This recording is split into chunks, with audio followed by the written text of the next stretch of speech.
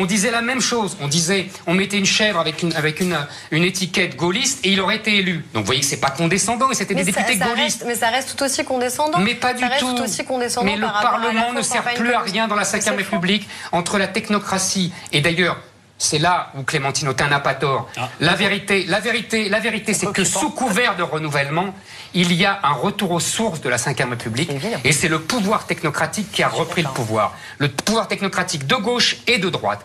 Et donc, avec l'alliance de l'oligarchie bruxelloise. Ce sont deux choses très différentes. Comment ? Vous confondez pouvoir présidentiel et pouvoir technocratique, qui sont deux choses très différentes. C'est la même chose. En l'occurrence, c'est la même chose. Le fait justement que la politique reprenne ses droits et qu'on ait un président qui préside, c'est pas la même chose que d'avoir une technocratie au pouvoir. C'est exactement la même chose, Madame Berger. Bien sûr, je fais que ça. Non, je pense en effet qu'Emmanuel Macron s'est moulé formidablement dans cette Ve République avec un style assez bonapartiste. C'est un enfant de la Ve République. Exactement.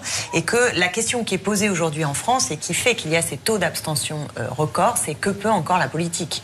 Et l'abstention record, vous dites les Français, bah, tant mieux, c'est ceux qui se sont exprimés. Mais enfin, je voudrais souligner le fait que dans les territoires les plus populaires, là où vous avez des populations les moins inclus au capital économique le plus bas, eh bien ceux-là, ils ne voient pas l'utilité d'aller voter et ils sont très en dehors de ce champ politique qu'ils estiment inutile. Donc la question qui nous est posée est celle de la souveraineté populaire.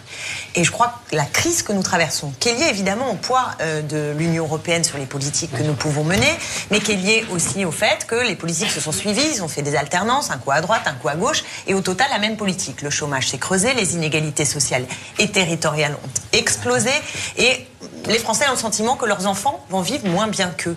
Donc cette projection dans une régression sociale sans fin les dégoûte, les éloigne de la politique, et je ne vous parle pas des affaires, de tout ce qui est lié à la corruption, du sentiment que les élus sont des privilégiés et qui contribuent aussi à délégitimer la politique. Donc moi, si on dit mais non, les Français ont voté, tout va bien, regardez, on a du pouvoir machin, je pense qu'on est très en deçà de ce qui s'exprime dans le pays. Et moi, ma thèse, je pense que ce gouvernement est instable. La situation politique, même si Macron a une majorité, je la crois profondément instable parce qu'il y a une insatisfaction dans le pays qui va très très vite s'exprimer.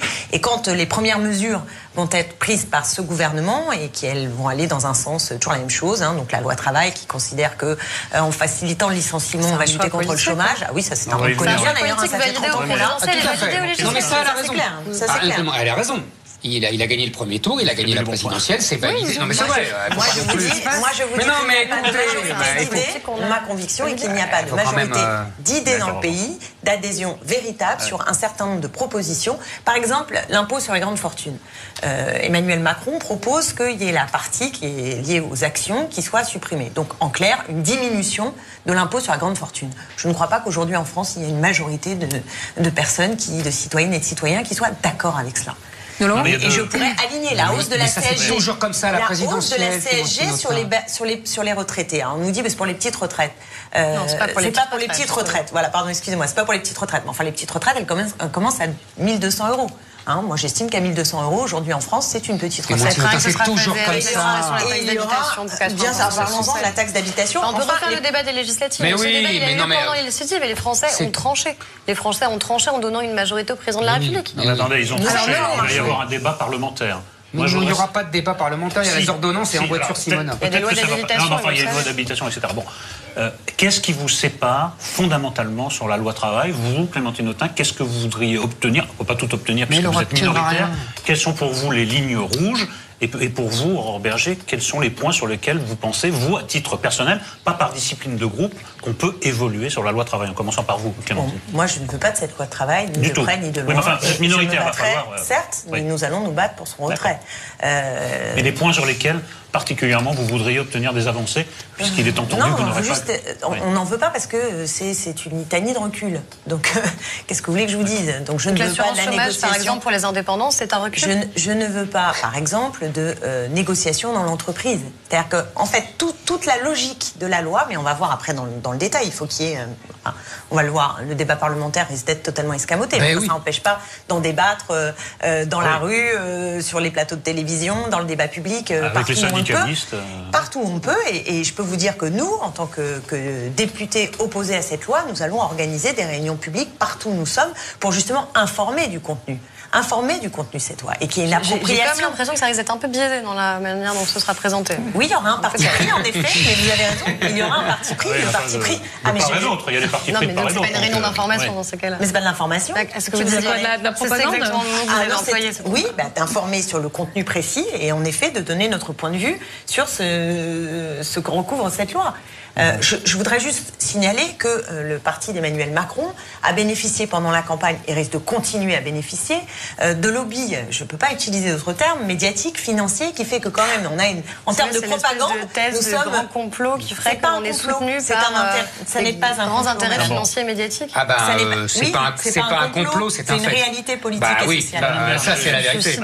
Vous voulez que je vous dise combien de une Emmanuel Macron d'hebdomadaire a fait en 2016? 75.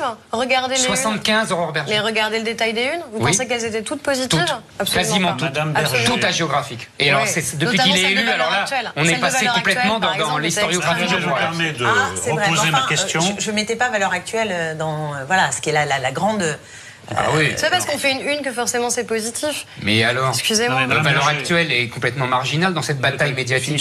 J'aimerais finir le point. Sur ce qui a filtré de la future loi travail, est-ce que pour vous, tout vous convient? Est-ce que c'est à prendre ou à laisser? Ou il y a des points sur lesquels vous voudriez obtenir des avancées, des changements? Pour l'instant, moi, ce que j'ai lu sur la loi travail, notamment sur la conférence de presse du Premier ministre, me convient. C'est-à-dire, c'est la simplification du droit du travail, c'est la question de l'assurance chômage universelle, notamment le fait que les indépendants puissent en bénéficier, c'est le fait qu'un démissionnaire puisse bénéficier demain d'indemnité chômage, qui fait qu'on pourra plus facilement prendre un risque de monter sa boîte plutôt que d'être coincé dans un emploi qui ne nous convient pas. Je pense que tout ça, ça remet aussi beaucoup plus de mobilité, beaucoup plus de prise de risque, et c'est ça qui est très positif. Traduction, beaucoup plus de précarité, de flexibilité. Mais non, en quoi c'est une précarité? Quand vous êtes indépendant, vous n'avez pas d'assurance chômage demain.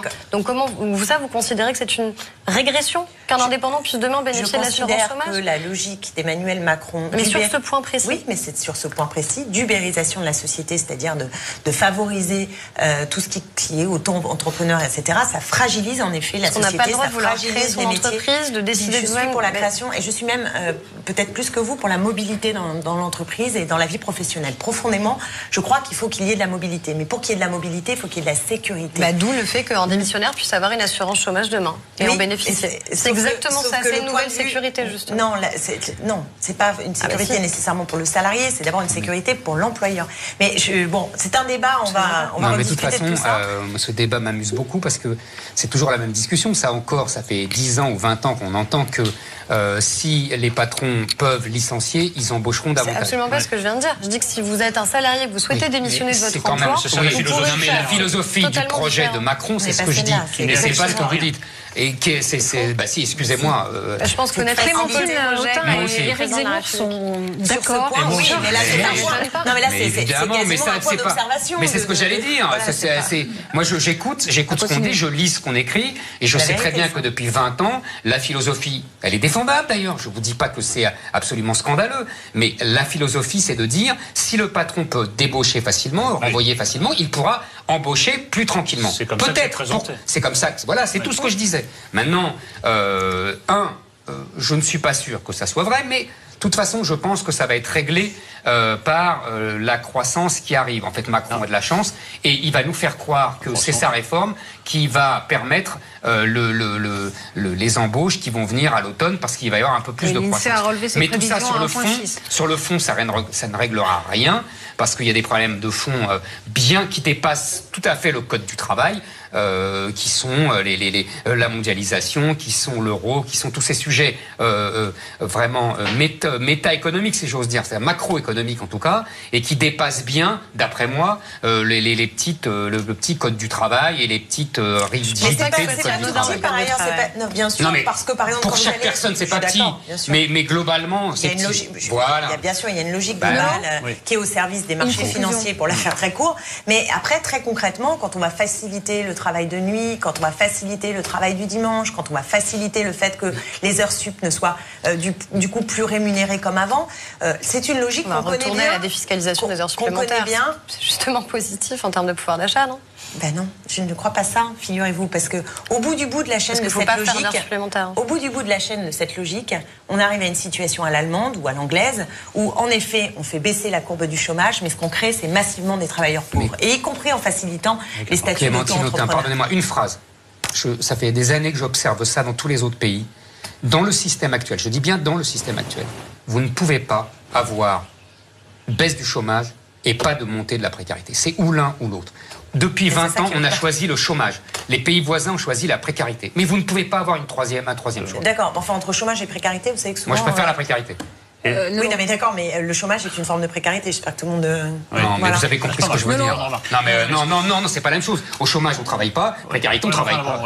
Est-ce qu'il n'y a pas un autre... Non, c'est pas pareil. Les travailleurs pauvres, c'est bien ce que je suis en train de dire. Absolument. Et ben voilà, c'est ça. En Allemagne, vous avez 2,5 millions de personnes qui travaillent pour moins de 5 euros de l'heure. Eh ben oui, mais ils n'ont pas de chômage. Moins de 5 euros de l'heure. Non, mais d'accord. Une dernière question. Mais vaut mieux travailler qu'être chômeur. Non, mais c'est un choix. C'est la valorisation du travail. Moi, je suis d'accord. C'est une question de position sociale aussi. Voilà. Non, mais là, si vous voulez, c'est un vrai sujet, je ne dirais pas... Moi, je suis pour, en effet, qu'on libère du travail pour tout le monde, mais que tout le monde puisse travailler. Voilà, je pense qu'on est dans une société où, en fait, le partage du temps de travail, le partage des richesses, c'est-à-dire d'essayer de dégager des marges à mettre dans les biens communs en haut, là, où il y a beaucoup d'argent à attraper. Je veux dire, les 60 à 80 milliards de l'évasion fiscale, on peut essayer d'en récupérer. Les 40 milliards du CICE, du pacte de responsabilité, vous n'attrapez rien du tout. Vous savez très bien que c'est tout le problème. Le débat est fini. Donc, il y a de l'argent possible à récupérer pour partager autant possible. Votre voisine doit partir. Est-ce que le dernier danger qui vous guette, c'est pas que l'Assemblée nationale va être le précaré des grandes gueules, à savoir que ça va être dominé par Richard Ferrand, par Marine Le Pen et par Jean-Luc Mélenchon, que je classe... Et par vous? Non, justement, que ça va être dur d'exister parce que ça va être le précaré d'affrontement entre les ténors des différents partis. En quoi ça nous empêcherait, nous, de faire entendre notre voix et d'exister? On va prêter... Et puis nous, c'est le rôle de l'Assemblée nationale. Parce que vous allez prêter une attention plus particulière à ceux qui sont des nouveaux entrants extrêmement médiatiques et que vous connaissez déjà. En quoi ça exclut le fait que, justement, on puisse avoir d'autres voix qui puissent exister? Moi, j'ai pas l'intention, en tout cas, d'être muette pendant 5 ans. Clémentine Autain, un tout petit mot, parce que... Non, mais je sais pas, j'ai été classée parmi les grandes gueules, et hier, il y a un ami qui m'a dit « Oh, mais je t'ai vu dans les grandes gueules, toi qui est pourtant... » Mais vous savez quand même, Aurore Berger, que si on vous a mis Richard Ferrand, c'est que justement, c'est pour que vous la rameniez pas. Vous avez compris ça quand même. C'était ma question. C'est exactement comme Jox avec le groupe socialiste en 81. C'est un garde-chiourme, et vous allez vous taire. Non, mais moi, je vous préviens, je suis gentil avec vous. Non, vous l'êtes pas, et je pense pas que vous connaissez bien les parlementaires qui sont ceux de La République En Marche, mais vous allez avoir 5 ans pour les découvrir et voir qu'ils sont pas muets non plus. Pour ce qui concerne des nôtres, je vous assure que vous allez nous en parler. C'est vrai on verra ça à la rentrée. Moi, je connais pas les nouveaux parlementaires, mais je connais la 5e République. Et on en reparlera. Merci beaucoup, mesdames, d'être passées sur le plateau. Dans un instant, Serge Moati, Guillaume Durand, Jean-Marie Le Pen, Christian Estrosi et évidemment Tanguy Pastureau et Alba Ventura. Mais tout de suite, c'est la pub. Sur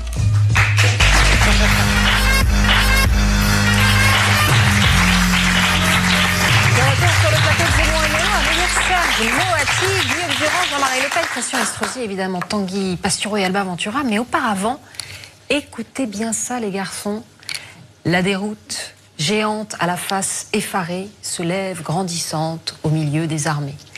Quelques vers du poème de Victor Hugo sur Waterloo, dont nous commémorons cette semaine l'anniversaire, mais ça pourrait s'appliquer à ce qui s'est passé cette année pour les grands partis politiques en France. Et du coup, nous allons en parler tout de suite et tenter de faire le bilan de l'année avec Serge Moati et Guillaume Durand. Mais auparavant, retour sur cette année rocambolesque en images avec Gaël Atlan et Dimitri Kefelec. Ils décernent les zen d'or de la rédaction. Magnéto. Favoris ou challenger, sur le devant de la scène ou en retrait, ils et elles ont marqué cette année électorale exceptionnelle. Ce soir, la rédaction leur remet les zen d'or. Dans la catégorie meilleur figurant, Jean Lassalle. Pourquoi il est important de rassembler ce grand peuple? François Asselineau. Sortir de l'Europe pour y rentrer, c'est un peu comme le sparadrap du capitaine Haddock dans l'affaire Tournesol. Philippe Poutou. Philippe Poutou qui se retourne vers nous peut-être. Vous êtes avec nous. Nathalie Arthaud. Le problème qu'il y a et qui pèse sur nos têtes, c'est la dictature de cette classe capitaliste. Et le gagnant est Jean Lassalle. Je dois faire en sorte que cet État ait de nouveau des chaînes qui aillent, enfin des chaînes de bien. Dans la catégorie meilleur second rôle sont nommés Brigitte Macron. À toute ma famille et à Brigitte. Pénélope Fillon. Devant 15 000 témoins, je veux dire à Pénélope que je l'aime et que je ne pardonnerai jamais à ceux qui ont choisi de nous jeter au loup.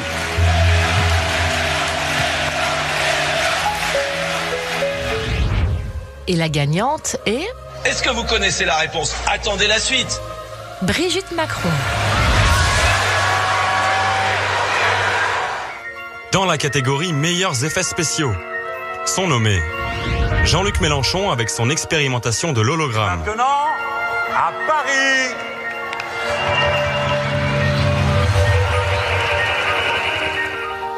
Et Benoît Hamon avec sa caravane pour expliquer le revenu universel. Je veux que les Français votent en conscience, qu'ils aient la bonne information.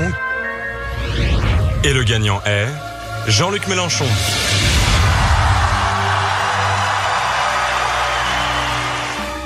Dans la catégorie meilleur costume, sont nommés François Fillon avec son styliste Robert Bourgi. L'erreur que j'ai sans doute commise, c'est d'aller me faire habiller chez le tailleur de François Mitterrand. Philippe Poutou dans un style plus décontracté. Autour de ces pupitres, je crois que je suis le seul à avoir un métier normal. Et le gagnant est François Fillon. J'ai eu tort d'accepter ces cadeaux, je les ai rendus. Dans la catégorie meilleur jeune espoir. Si quelqu'un aime la France, c'est Emmanuel Le Pen. François Baroin. Nicolas Sarkozy qui reçoit dans ses bureaux celui qui aurait pu être son Premier ministre s'il avait réussi à se faire réélire, c'est-à-dire vous-même. Et le gagnant est Gérard Collomb. Emmanuel Macron, vous avez dit Emmanuel Le Pen. Attention. Aime la langue, c'est effectivement Emmanuel Le Pen. Et le Zen d'or de la révélation revient à Emmanuel Macron. Ce que je veux, c'est que vous, partout, vous alliez le faire gagner, parce que c'est notre projet. Vive la République, vive la France. Voici Guillaume Durand et Serge Moati. Messieurs, c'est par ici que ça se passe. Venez vous asseoir, venez prendre place. Bonsoir. Bonsoir. Bonsoir, Serge Moati. Alors, Eric Nolot m'a dit avant que vous n'arriviez, ce soir, c'est la dernière, mais c'est ton baptême du feu. Parce qu'effectivement, j'ai 4 tribuns sur le plateau. Donc, je vous propose, quand je ferai ce signe-là, est-ce que vous pouvez vous arrêter de parler comme ça. Vous pouvez refaire le petit. Ça, c'est bien. Ouais. D'accord. Bonsoir Guillaume Durand, vous êtes donc journaliste et animateur télé et vous êtes l'hôte à la fois expiègle et matinal de Radio Classique et Paris Première. Bonsoir Serge Moati, vous êtes journaliste et réalisateur. Vous venez de terminer le tournage d'un film sur le PS Année Zéro. Et vous êtes tous les deux. Bien vu. Ah oui, ça j'ai tout. Bon. Et vous êtes tous les deux de fins connaisseurs de la Ve République, de la politique. Donc, le Zen d'or d'Emmanuel Macron, est-ce que vous, contrairement aux deux là qui l'ont pas vu arriver et qui parlaient d'une bulle, moi j'assume. Est-ce que vous l'avez vu arriver? Moi, je crois. Allons-y. Vas-y. Je crois qu'il faut séparer les choses vues, comme disait un grand homme que vous citiez tout à l'heure, et l'analyse. Moi, je peux témoigner d'une chose vue que je vais dévoiler ici ce soir. Il se trouve que mon fils, qui a 18 ans, a eu Madame Macron comme professeur de français à Franklin pendant 2 ans. Il l'a pas épousé. Donc, il n'a pas épousé. Il n'est pas devenu président de la République. Il n'est pas devenu président de la République. Un échec total. Ce qui fait qu'il y a plus de 2 ans, je parle chose vue, quand il était encore ministre de l'économie, j'ai été pressenti pour faire une conférence à Franklin. Il y a un cycle de conférences avec des gens qui viennent, Luc Pierre, etc. Et donc, j'ai fait la connaissance, disons, d'Emmanuel Macron que je connaissais, mais pas assez bien. Et il y a plus de 2 ans, quand il était à Bercy, puisqu'on parle du Zen d'or, tout était écrit. Ça ne veut pas dire que tout était réalisé. Mais on peut retrouver cette vidéo qui doit exister sur le net, parce qu'il est probable que des gens l'ont filmée. Personne n'était encore au courant. Tout le monde connaissait son ambition, mais pas la manière dont elle allait être mise en scène. Tout le monde savait qu'il y avait quelque chose autour de ses relations avec François Hollande qui n'était pas clair, et avec Manuel Valls, mais c'était pas encore totalement décisif. Tout a été dit, tout a été montré. Donc, si vous voulez, si on doit considérer que le Zen d'or récompense un stratège hors pair, un stratège hors pair, alors qu'il n'avait pas de troupes. Je vous rappelle qu'à cette époque-là, Benjamin Griveaux installait des supermarchés qui étaient son principal collaborateur pour Unibail Rodamco. Il y a 2 ans.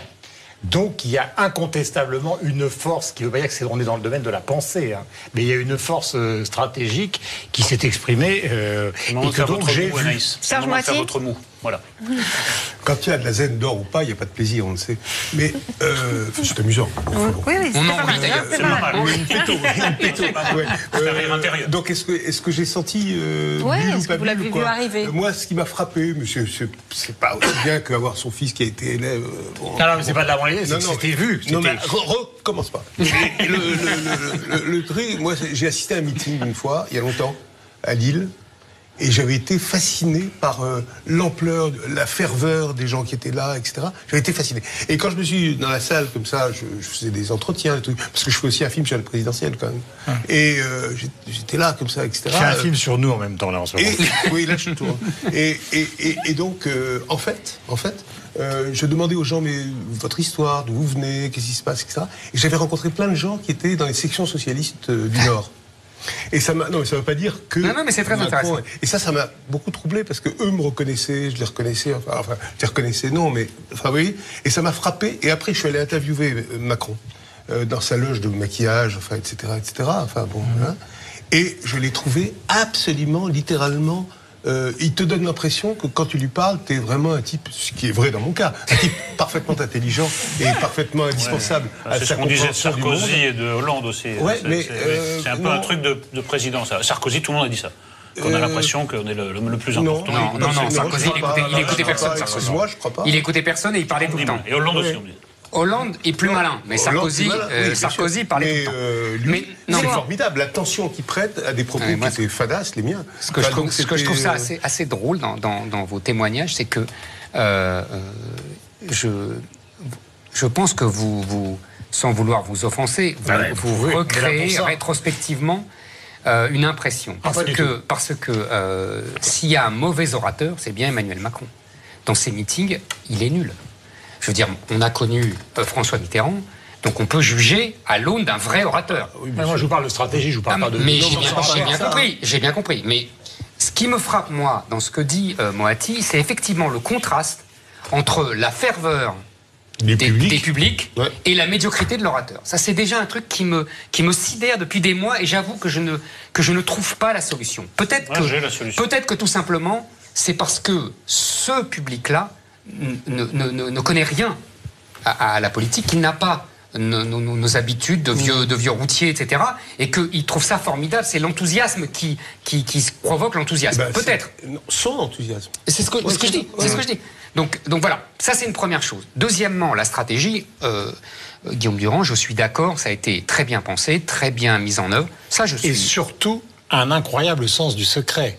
Car pendant des mois, la dizaine de personnes qu'on a vu remonter vers l'Élysée sur le tapis, les jeunes en noir, etc., il n'y en a pas un qui en gros, pour s'appeler, qui l'a ouvert. Alors que tout le monde sait très bien, vous comme moi, que dans l'histoire du sarkozysme et dans l'histoire de François Hollande, c'était table ouverte au bavardage. Tout à fait d'accord. Tout à fait d'accord. C'est ce qui a changé. En fait, on est revenu, c'est ce que j'ai dit tout à l'heure. On revient aux traditions de la Ve. La technocratie gouverne et se tait. C'est très intéressant. On revient aux années 60-70, mais dans un monde évidemment différent. C'est le monde d'avant qui revient paradoxalement sous des couleurs modernistes. C'est toujours comme ça. Oui, c'est toujours comme ça. Mais c'est très intéressant. Ça, je suis d'accord. On a le droit de parler d'autre chose ? Bien sûr. Mais sur ce que tu viens de dire. Allez-y. Pardon. Non, allez-y. L'histoire du monde d'avant et du monde nouveau, etc., je trouve ça insupportable. Pourquoi ? Dites-moi. Parce que ça n'a pas de sens. Oui, je suis d'accord, c'est ce que je dis. C'est pour ça que je dis c'est la même chose que le monde d'avant. Oui, mais ça n'a pas de sens profondément. J'essaie de reprendre les termes employés. Oui, mais c'est très blessant, je leur ai dit.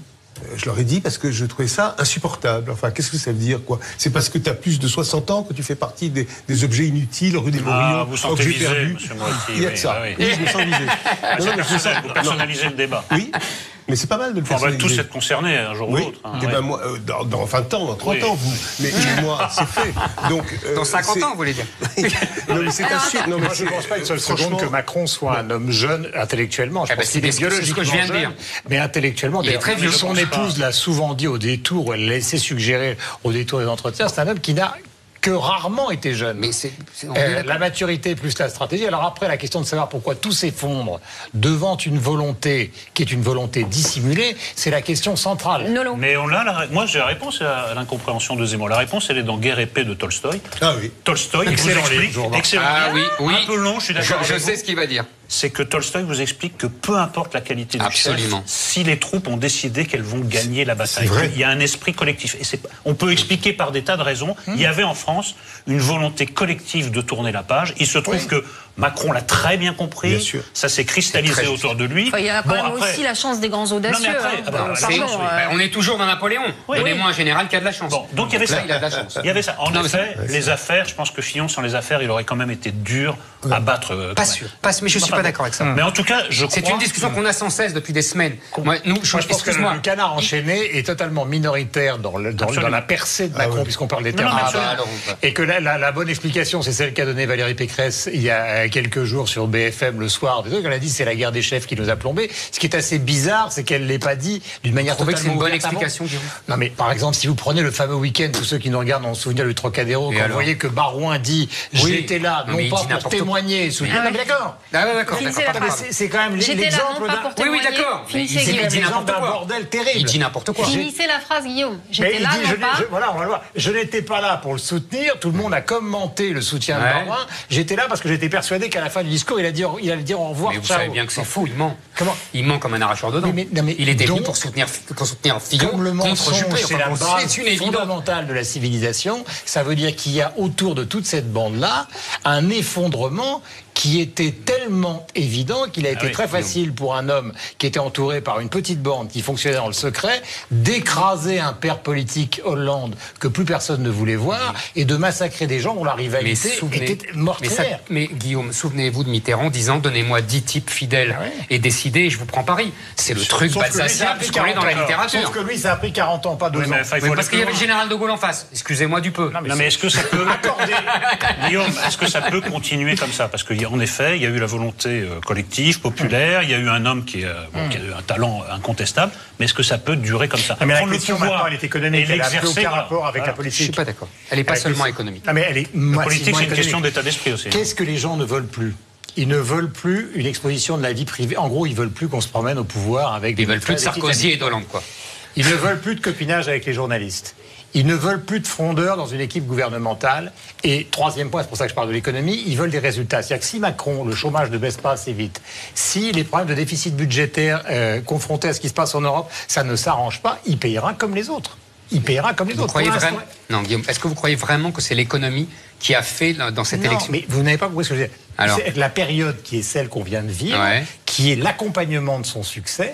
C'est une période de correction de ce qu'ont fait les deux autres avant. Maintenant, effectivement, je suis d'accord avec vous deux, l'essentiel commence. Oui, ça c'est évident, mais ça c'est une banalité. Mais bon, oui, mais il aurait pu partir en bateau, il aurait pu... Non, mais ça va, on fait pas les conneries des prédécesseurs. Mais pas forcément, la preuve, regardez ce qui s'est passé avec Hollande. Non, Hollande, il a fait le contrat de Sarko, mais il a fait les mêmes conneries finalement. Il a fait du scooter pendant que l'autre faisait du bateau, c'était pas exactement... C'est moins chic. C'est moins chic. C'est les mêmes conneries. Bon, vous allez voir qu'on ricadera moins sur Hollande bientôt. Ça y est, il va nous faire... parce que vous parlez des chiffres de l'INSEE d'hier d'un point 6%. Non, je parle de rien, je parle de ma sensation et de mon truc. Hollande n'a jamais été président. Je suis un garçon et un homme fidèle et loyal. Je ne trahis pas mes copains. C'est très bien. C'est très louable. C'est très louable, mais votre copain n'a jamais été président. C'est vous qui le dites. Moi, je vous le dis. On peut être président autrement. Non, mais là où Serge Moati a pas tort. Je déteste ce côté. Pardon. Un bon point pour Moati, c'est qu'en fait, ce que essaie de faire Macron, c'est quand même la continuation. Mais ça, on est d'accord. Non, mais quand même. Mais moi, je parlais de l'incarnation de la fonction. Non, mais laissons l'incarnation pour le social-libéralisme. Il a eu plein d'échecs. Il y a eu des échecs, bon, évidemment. Enfin, bon. Et des échecs internes aussi, c'est-à-dire les frondeurs, les machins, et tout comme ça. Il y a un moment où c'est pas un détail. Rien. J'ai pas dit que c'était un détail. Et on ne comprenait plus rien, ça allait plus du tout, quoi. Et lui, Hollande est l'homme le plus secret des secrets. C'est un homme qui... oui, c'est pour ça qu'il parle tout le temps. Ça s'est pas vu chez Non, mais je rigole pas du tout. Non, mais je rigole pas du tout. Vous avez lu le livre de C'est pas ironique ce que je dis. Oui, mais vous trouvez qu'il y a beaucoup de... Oui, parce que quand vous le voyez vraiment, en tête-à-tête ou en interview, comme je l'ai fait. Oui, mais ça, souvent. c'est la focale de l'amitié, ça n'a aucun sens. Non, mais Moati. Vous avez des nouvelles depuis qu'il est parti, Tu vas pas me dire comment il faut parler. Non, mais bien sûr que non. On se croirait à Sidibou. Oui.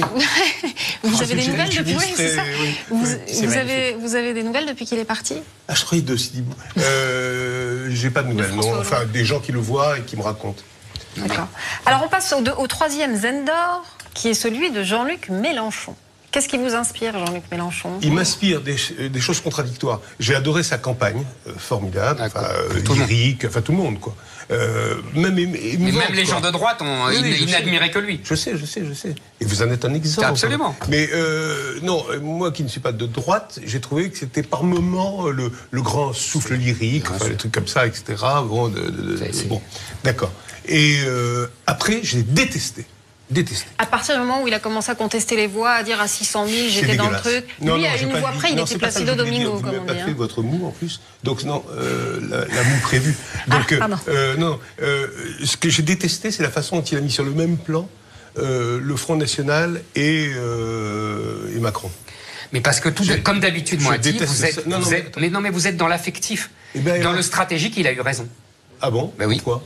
Parce que tout simplement, il préparait l'opposition future et son adversaire n'est pas le Front National, c'est ce que j'ai appelé le bloc bourgeois qui arrive au pouvoir, c'est-à-dire la bourgeoisie de gauche et la bourgeoisie de droite qui se sont mises ensemble derrière Macron. Parce que derrière votre stratégie, il y a quand même des forces sociologiques très puissantes.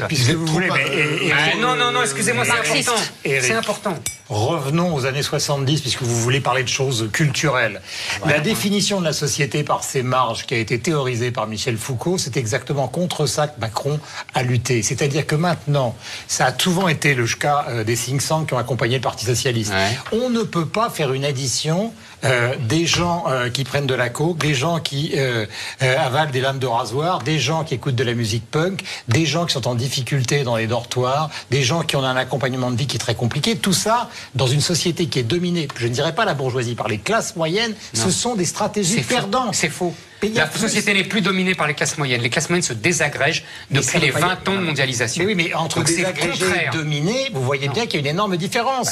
Les classes moyennes dominent en France et elles sont en difficulté, mais elles dominent. Mais pas du tout, elles sont désagrégées. Ce qui leur a pas plu du tout dans le conglomérat Sarkozy-Hollande, c'est qu'ils ont été écrasés d'impôts. C'est-à-dire qu'ils ne se reconnaissaient pas dans la situation de François Finot et ils ne se reconnaissaient pas du tout dans, en gros, pour simplifier, les lecteurs des Inrocks. Donc ils ont trouvé quel rapport? Parce que c'est ça les marges. Attendez, excusez-moi, c'est pas les classes moyennes, comme vous dites, ça dépend ce que vous appelez classes moyennes, qui ont voté pour Emmanuel Macron. Ce qui a voté pour Emmanuel... Pour regarder les cartes géographiques du vote Macron, c'est les métropoles mondialisées. C'est vraiment le cœur de la domination. Aujourd'hui, deux mots différents. Excuse-moi. Non, les classes moyennes ne sont pas dans les grandes villes, mon cher Durand. Excusez-moi. Ou alors vous avez une idée des classes moyennes qui est un peu élevée. C'est ce que j'appelle la bourgeoisie. C'est plus les classes moyennes. Mais restons sur Mélenchon. C'est Mélenchon. Mais Mélenchon, il n'a pas attiré le vote populaire non plus. Sur ce plan-là, il a échoué. Donc tout ce lyrisme. Oui, absolument. On est tout à fait d'accord. Plus la Seine-Saint-Denis. Qui vote pas. Mais non, pour la présidentielle, elle a voté. Elle a voté Mélenchon. Si. Enfin, la dernière, c'est que le talent de Mélenchon n'est pas en cause. Évidemment. Non, mais est-ce qu'on vous a interrogé sur Mélenchon, là? Parce que Durand a fait une digression et j'ai attrapé la digression. Parce que moi, je voulais dire quand même qu'il y avait deux choses que je ne supportais pas chez Mélenchon. Mais on m'a traité d'affectif comme si c'était une injure. Mais c'est pas du tout. Dans politique, pour moi, c'est une injure. Non, pour moi, non. Bah voilà, on n'est pas d'accord. Pour moi, non, vraiment. Non, mais je comprends, mais on n'est pas d'accord. Mais je l'ai pris comme une injure. Mais vous avez raison, c'est une injure dans ma bouche. Eh bien, vous ne devriez pas. Et je pense que ce qu'il a dit en mettant sur le même plan, c'est dégueulasse. Et ce qu'il a dit sur Cazeneuve est monstrueux. Ah oui. Monstrueux. C'est bête surtout. C'est monstrueusement organisé et diffamatoire. Il a participé à l'assassinat de Rémi Fraisse. Il s'est occupé de ça, etc. Oui, là, je suis d'accord. Avec ses habits de bedeau. Ses habits de bedeau, etc. Enfin, qu'est-ce que c'est que ce mépris? Qu'est-ce que c'est que ce truc épouvantable des gens? Il faut faire gaffe, parce que c'est le mépris, la violence en politique, c'est affreux. Mais moi, je trouve pas, moi. Non, mais la violence en politique, ça permet de ne pas avoir la violence dans la rue. Non, mais ça sert à ça, la politique. Oui, non, mais ça sert à quoi? Excusez-moi, oui, assassin à quelqu'un, c'est... Non, mais à quoi... Non, mais là, Eric, à quoi a servi la sortie de Mélenchon sur Cédric Villani hier, en disant... Je vais lui apprendre le plans de travail. Voilà, je vais apprendre le contrat de travail et même un mépris d'entrée de jeu pour les primo-députés. Qu'est-ce que c'est que ces types qui connaissent rien? Lui aussi, il a eu une jeunesse difficile et il a été pro-Maastricht, donc il lui est arrivé de se gourer même. Il a évolué au fil des années. Bon. Oui, il a voté en 92. Il a voté oui en 92, absolument. Non mais moi, c'est très compliqué de parler de Mélenchon parce que c'est un type qui est très affectif, très réactif. Attention, et qui est complexe à appréhender.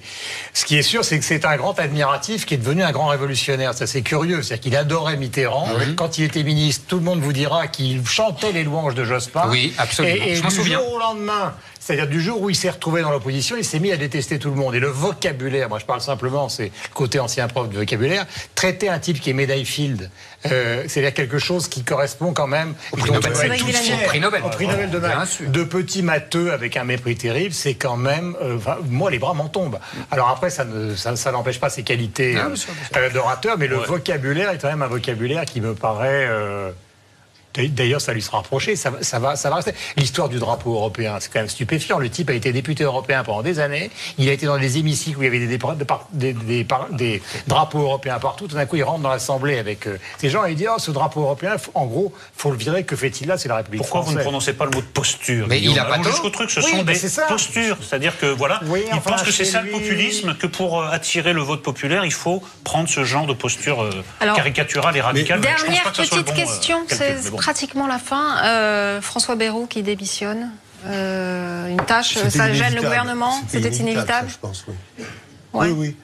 Gêner le président Macron? Mais je pensais qu'on pouvait dire que cette présidentielle a été un moment totalement long, interminable, mortel.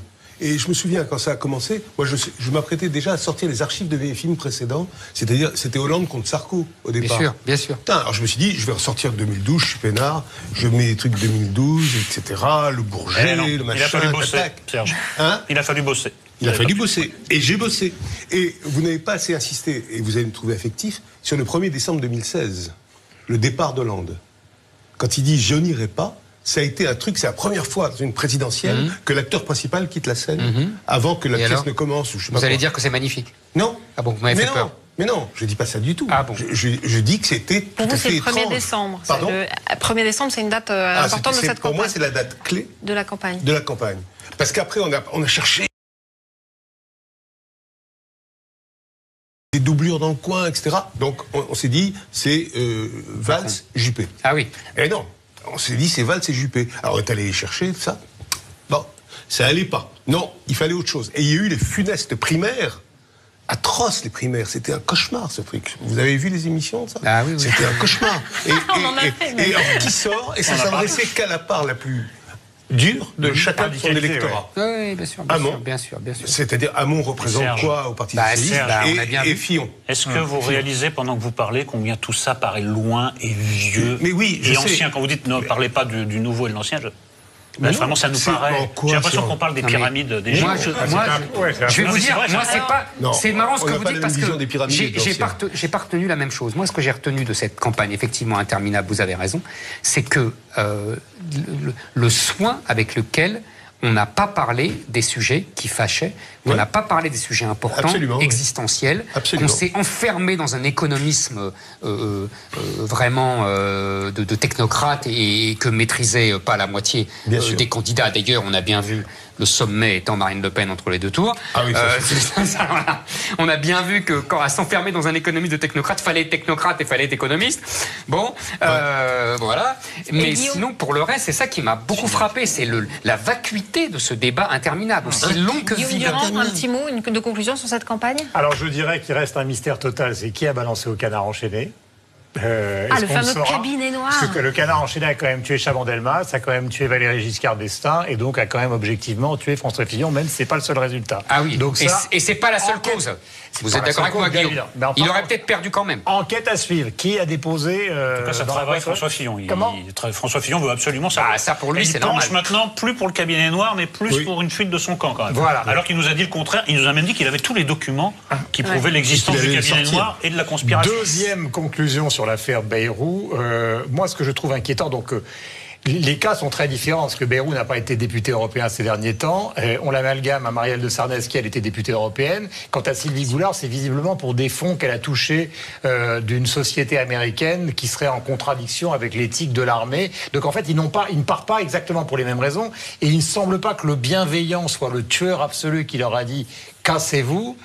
Ils ont compris que la situation était totalement intacte. Ce qui m'inquiète, pour arriver à une conclusion un peu plus... c'est quand même que maintenant, avant on démissionnait parce qu'on était mis en examen, maintenant on démissionne non pas sur ce que vous faites, mais sur ce que les autres disent de vous. Exactement. Donc on lit Libération. Non, moi je suis tout à fait d'accord avec vous. Et là c'est la catastrophe. Moi j'étais déjà contre les démissions quand on était mis en examen. Vous imaginez. Non mais moi je suis. Il a raison. Vous portez une loi sur la moralisation, ça crée des obligations. Mais c'est ça le problème. Différentes d'avant. C'est notre conclusion, messieurs. C'est notre conclusion. Je suis tout à fait d'accord. Merci beaucoup, messieurs. Au revoir, Guillaume Durand. Ça vous motive, restez avec nous car c'est maintenant l'heure de recevoir quelqu'un que vous connaissez bien. C'est l'heure de la polémique. Ah, vous avez rendez-vous avec Jean-Marie Le Pen. Bougez pas. Ah.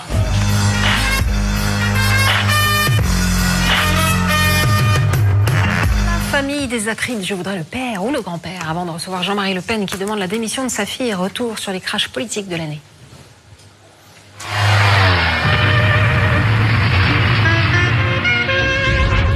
Si vous voulez, dans l'intimité du dossier, vous n'allez pas tenir longtemps parce que, comme vous les confondez les uns avec les autres, il y en a un qui fait des téléphones et l'autre, ça n'a rien à voir. Il fait à la fois des turbines et du matériel industriel. C'est pas la même chose. Benoît Hamon est désormais le candidat de notre famille politique. Merci. Cet échec est une profonde meurtrissure. Je mesure la sanction historique, légitime, que vous avez exprimée envers le Parti socialiste. Mes chers compatriotes, ils pensent que je suis seul. Ils veulent que je sois seul. Est-ce que nous sommes seuls? Regardez, ils sont là. Ils sont dans les campagnes, dans les villes. Je parlais de votre parti. Ils sont sur les réseaux sociaux. Bonsoir Jean-Marie Le Pen. Bonsoir. Vous êtes député européen et fondateur du Front National. On vient de voir les images de votre fille au débat. Est-ce qu'elle a signé son arrêt de mort ce soir-là? Qui le sait? Bah vous, non? Non. Mon Dieu, qui sait tout ça? Elle ne connaîtrait ni le jour ni l'heure. Arrêt de mort politique, s'entend, évidemment. Oh, je ne sais pas. Je pense qu'il est toujours possible d'avoir le ferme propos, de comprendre pourquoi on a échoué et d'en tirer des conclusions. Si j'en juge d'après l'incident d'hier matin, il semble qu'on n'ait rien compris encore. Hier matin, vous avez demandé sa démission et vous avez trouvé la porte close quand vous allez vous... Non seulement la porte close, mais même, je dirais, enchaînée. Verrouillée. Et je crois qu'il se tenait une réunion d'un bureau politique dont la composition échappe au statut et dépend exclusivement du bon vouloir de Madame Le Pen, qui a invité une dizaine de personnes supplémentaires. Tout ça n'a pas d'importance, puisque c'est un mouvement où on respecte, on fait profession de ne pas respecter les statuts. Et on affirme même qu'on préfère subir une amende que de respecter les décisions des tribunaux. Monsieur Le Pen, comment vous voyez la suite des événements? Parce que d'une certaine manière, le Front National est devenu un parti comme les autres, à savoir que comme les autres, il est partagé entre deux lignes qui ont l'air de plus en plus opposées, de plus en plus contradictoires, de plus en plus irréconciliables. Est-ce que vous pensez qu'à moyen terme ou à long terme, le parti peut se scinder en deux entre ces deux lignes? Non, je crois pas. D'abord, ils ne sont pas inconciliables. En fait, dans tous les partis politiques, il y a des nuances sur certains sujets, des différences même radicales sur certains problèmes précis. Elles ont l'air de s'accentuer, les différences. Elles ont l'air de s'accentuer au FN, les différences. Peut-être, je ne sais pas. L'un d'entre eux a menacé de partir. L'autre, qui était la plus populaire, s'est retiré, sans qu'on sache très bien pourquoi. Vous parlez de votre petite fille, Marion. Perdant d'ailleurs à cette occasion son siège, n'est-ce pas, le siège de Carpentras, qui était Front National, est passé à un autre parti. Voilà. Ça, ce sont des conséquences... Mais c'est pour mieux revenir, ça. Pardon? C'est pour mieux revenir, ça.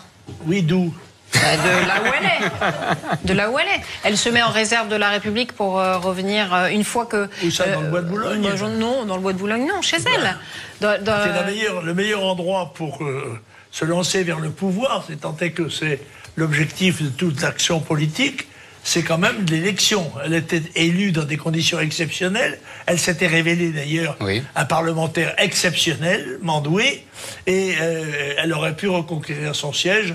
C'était à peu près acquis. Elle ne le fait pas, on ne sait pas pourquoi. Elle a peut-être compris l'époque politique. Pardon? Elle a peut-être compris l'époque politique dans laquelle elle vivait maintenant. Quel rapport? Ah oui, c'est Courage Fillon. Non, c'est pas Courage Fillon.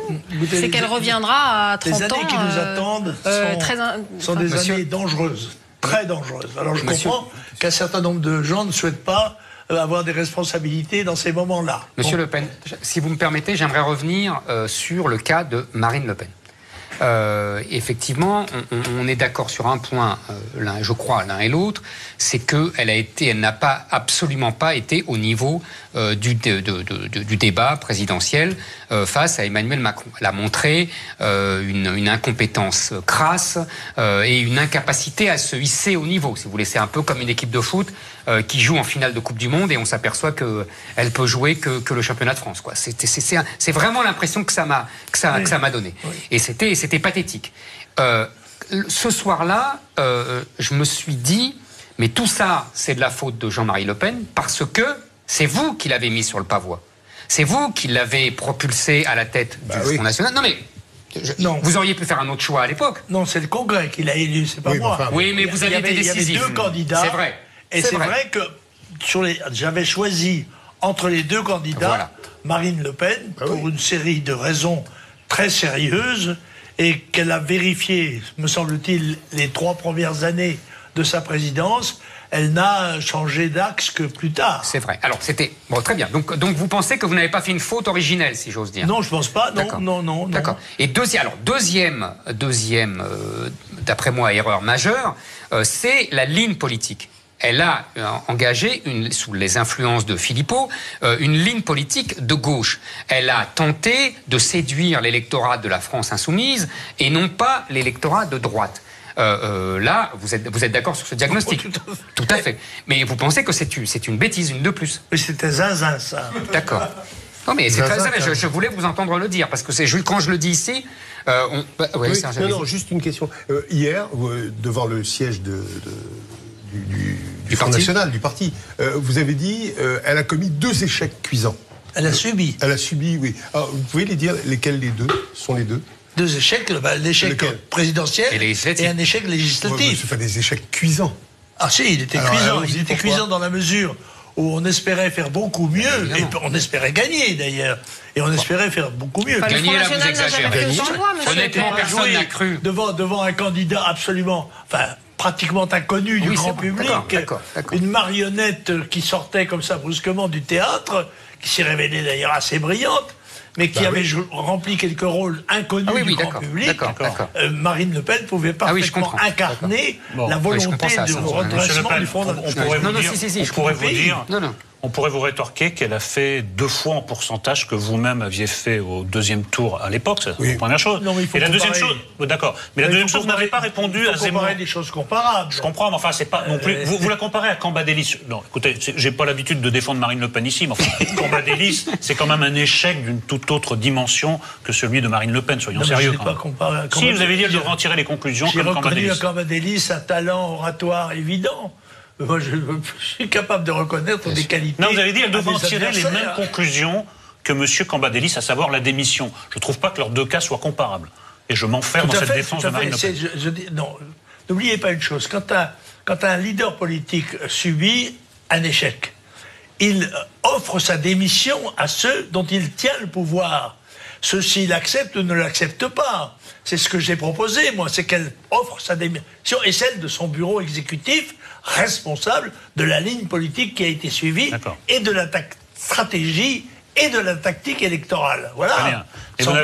J'ai comparé à Cambadélis parce que Cambadélis venait de le faire pour le Parti socialiste, c'est tout. C'est pas comparer Marine à Cambadélis. D'accord, vous n'avez pas répondu à Éric Zemmour. Vous avez dit c'était zinzin comme changement de ligne politique, mais vous n'avez pas explicité pourquoi. Pourquoi est-ce que c'était... Mais il m'a pas demandé pourquoi. Mais il demande jamais, il pose jamais de questions. Donc moi je viens en deuxième recours pour poser la question. Ah c'est ça votre plus c'est ça notre truc. Le Front National est né difficilement, parce que je voudrais rappeler quand même qu'aux élections de 74, j'ai fait 0,74% des voix, et peut-être que mon mérite a été de ne pas me décourager à ce moment-là et de continuer quand même à combattre dans l'espoir de chiffres meilleurs, ce qui d'ailleurs s'est produit. Bon, alors je sais que quels sont les fondamentaux du mouvement, quels sont les grands problèmes qui se posent au pays, qu'est-ce qui va angoisser légitimement l'opinion dans les semaines et les mois qui viennent. C'est le déferlement d'une immigration massive, consécutive à la révolution du XXe siècle qui a été l'explosion démographique du tiers-monde. Le monde est passé de 2 à 7 milliards d'habitants, tandis que ce que j'appelle l'espace boréal, qui va de Gibraltar à Tokyo, même si on veut dire à travers Vladivostok, eh bien, il y a un état de dépression démographique. Autrement dit, 2 récipients, un qui va déborder et l'autre qui se vide. Par conséquent, ils risquent, et c'est probable, de se vider l'un dans l'autre. Et le problème de demain, ça va pas être le problème de l'Europe, enfin ça leur sera indirectement, le problème sera la submersion de notre continent par des populations qui sont pléthoriques, qui seront sans doute de plus en plus pauvres et de plus en plus exigeantes.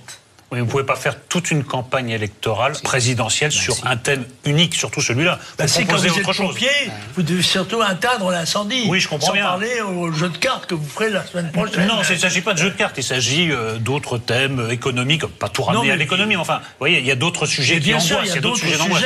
Est-ce que Philippot n'essayait pas de les prendre en compte ? On est libre de préférer certains à d'autres et de dire aux gens, il y a une hiérarchie des urgences. La hiérarchie des urgences, ça n'est pas pour l'instant l'euro ni la sortie de l'Europe, c'est l'immigration massive avec ses conséquences, l'insécurité, le chômage, les déficits budgétaires, etc.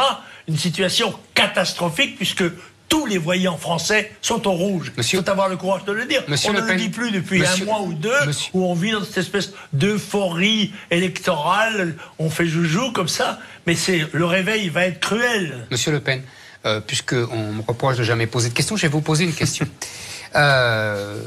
Moi, je partage le diagnostic que vous venez d'élaborer, tout le monde le sait ici.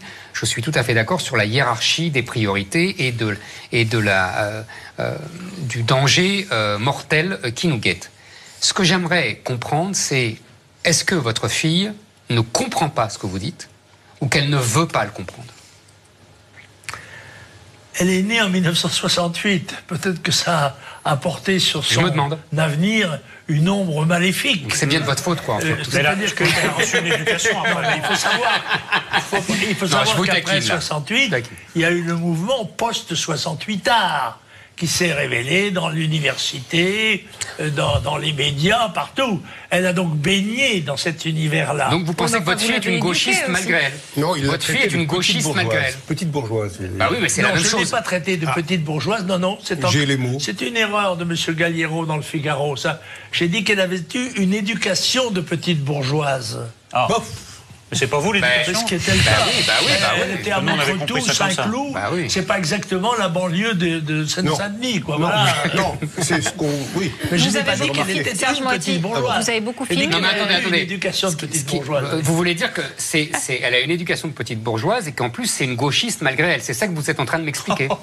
Je ne sais pas comment elle a eu. Moi je le pense. Non, il n'a pas dit ça. Si, il a dit ça. Marine est une... Il a dit elle a baigné dans l'environnement post-68 en voie d'être quinquat. Donc, elle a une vie. Bah oui, je suis d'accord. Une appréhension des problèmes, des relations personnelles. Il y a 6 ans qu'elle est présidente du Front National. Par conséquent, qu'elle n'est pas soumise à mon influence. Ah, mais d'accord. Et le moins qu'on puisse dire est que nous n'avons pas de nombreuses conversations sur la stratégie ni sur la tactique. Mais vous mangez du filet de bœuf le dimanche ou pas ? Vous voyez, vous déjeunez ensemble et tout ça ?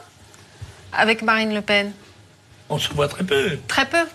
Non, vous savez, on habitait au même endroit, mais nous n'y étions pas aux mêmes heures. Parce que moi, j'ai mes bureaux à Montretout, j'y arrivais à l'heure des bureaux. À ce moment-là, Marine était partie. Yann aussi, d'ailleurs.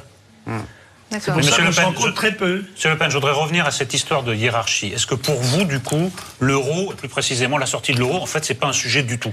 Non, je ne dis pas que c'est pas un sujet du tout. Je voudrais bien aborder d'autres sujets que l'immigration. Dans la hiérarchie des urgences et des dangers qui menacent le pays, il ne vient pas au premier plan. Mais alors, quelle est votre position maintenant sur la sortie de l'euro, puisqu'il y a un débat au sein du Front National? Est-ce qu'il faut abandonner ce thème? Je pense toujours que l'Europe nous paralyse, qu'elle n'a pas du tout rempli la mission qu'elle s'était assignée d'être un pays capable de se défendre et de représenter la masse de peuple qui l'habite. C'est évident, ça. Et que l'euro était une monnaie qui, n'étant pas une monnaie nationale, nous faisait échapper à notre liberté de choix. Voilà. Je continue de le penser. Mais je pense, moi, et je le disais au bureau politique, ne nous fatiguons pas trop à combattre l'Europe et l'euro, ils s'effondreront d'eux-mêmes. Préparons-nous à la sortie de l'euro.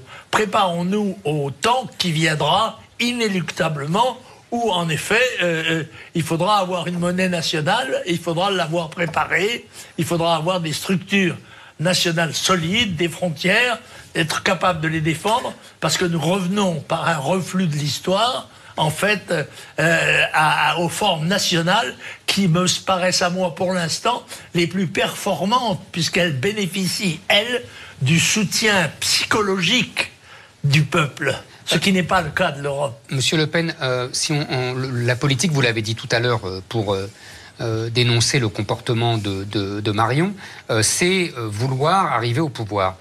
Est-ce que vous ne pensez pas que, tout simplement, quand on s'appelle Le Pen, on ne peut jamais, pour des bonnes et des mauvaises raisons, hein, vous comprenez ce que je veux dire, c'est pas, je ne juge pas, c'était un diagnostic objectif.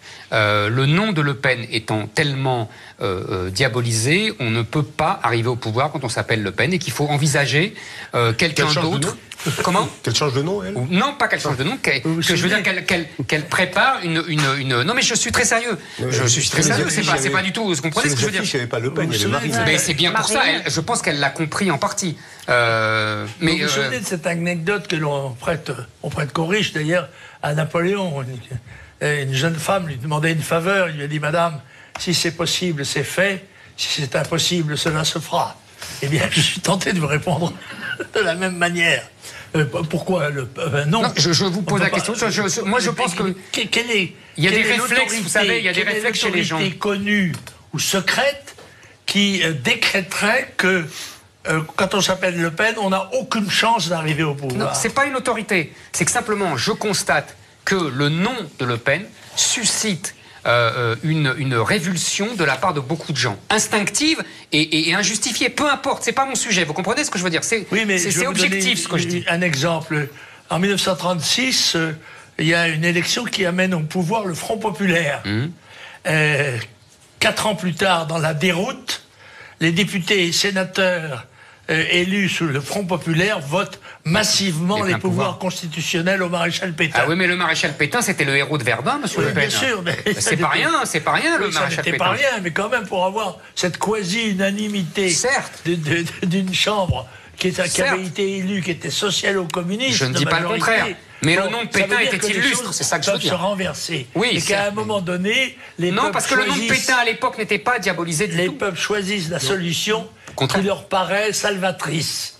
Bon, alors quand tout semble aller bien, eh bien on élit Macron. Et puis quand ça va très très mal, on peut recourir à Le Pen. Alors, Serge Moati. Mais lequel Le Pen. Lequel Marion? Justement, on a quelques cartouches en réserve. Serge Moati, vous avez suivi la campagne avec beaucoup d'acuité. On a parlé tout à l'heure avec Guillaume Durand, de Mélenchon, de Macron, etc. Mais vous avez qu'est-ce que vous diriez de la campagne de Marine Le Pen, vous? Rien. Rien? Non, non, mais c'est un vrai sujet, ça. On ne sait pas très bien quoi dire de la campagne de Marine Le Pen. Quelle campagne a-t-elle fait? Je ne sais pas. Oui, non, c'est ça. Non, mais c'est vrai, franchement, c'est un vrai sujet. C'est souvent. Non, absolument. Je voyais. Enfin, déjà, il y a eu une campagne qui évitait les vrais sujets, comme vous l'avez dit tout à l'heure. Hein, puisqu'on n'a pas parlé d'économie, on n'a pas parlé d'immigration, on n'a pas parlé d'islam. Il y a eu des attentats toute l'année 2015, on n'a pas parlé. Tout le monde se retrouvait dans une sorte de social-démocratie à laquelle j'adhère totalement. Oui, non, mais bien sûr. Mais d'accord, mais voilà, c'était tout. Enfin, il n'y avait pas de vrai... Et Marine Le Pen n'a pas réussi à imposer ses thèmes. Vous êtes d'accord avec ça? À trouver un thème majeur. C'est ça qui m'a paru intéressant. Enfin, intéressant et curieux. Oui, absolument. Intéressant et curieux. Bah, c'était son échec, c'est ça son échec. Je reconnais que son débat a été raté. Mais il est vrai aussi que le champion olympique de descente en ski peut se tordre une cheville dans la main. Ça ne l'élimine pas. Vous avez raison. Mais elle avait déjà raté les autres débats à 5 ou à... Vous vous souvenez, elle avait été aussi assez médiocre. Je suis d'autant plus intéressé par ce débat que je vous rappelle tout de même que Jacques Chirac avait préféré se défiler et ne pas accepter le débat plutôt que de me rencontrer au deuxième tour. Vous avez tout à fait raison. C'était un scandale, vous avez raison là-dessus. Je l'ai écrit à l'époque. Voilà. C'est toujours dangereux. Je dois dire que j'ai été très étonné de voir Marine, qui semble d'habitude se comporter de façon assez performante tout de même à la télévision, rater son débat qui était le plus débat devant Macron qui, lui, gardait de Conrart le silence prudent. Je dois dire que Marine avait un handicap. C'est une femme. Nous sommes dans un pays macho quand même, il faut le dire. Bon. Or, je pense qu'elle aurait dû avoir une attitude plus distante, même presque royale face à Macron. Pour incarner l'aptitude au pouvoir, justement. Le sérieux. Encore une fois, elle avait le handicap d'être une femme, mais elle pouvait le remonter. Elle en avait, du moins le croyais-je à l'époque, la capacité. Oui, mais là, vous portez un regard paternel sur elle parce que vous êtes en train d'excuser un peu. C'est pas tout à fait ce qu'on a vu. Vous dites, on peut faire une contre-performance. Ça, c'est tout à fait vrai. Mais on n'a pas eu l'impression d'assister à une contre-performance. On a eu l'impression d'avoir affaire à quelqu'un qui ne connaissait même pas certains fondamentaux qu'on attend de gens parvenus à ce niveau de la vie politique. Ce qui n'est pas tout à fait la même chose, quand même. On peut avoir ressenti cela, je le comprends. Vous auriez aimé la suivre, Serge Moati, ou je ne l'ai pas fait. Ouais, vous ne l'avez pas fait. Parce que vous l'aviez fait en 2002 avec Jean-Marie Le Pen et vous aviez dit que vous étiez là quand il a appris qu'il accédait au second tour en 2002 et qu'il avait sur la face un... C'est mon sentiment.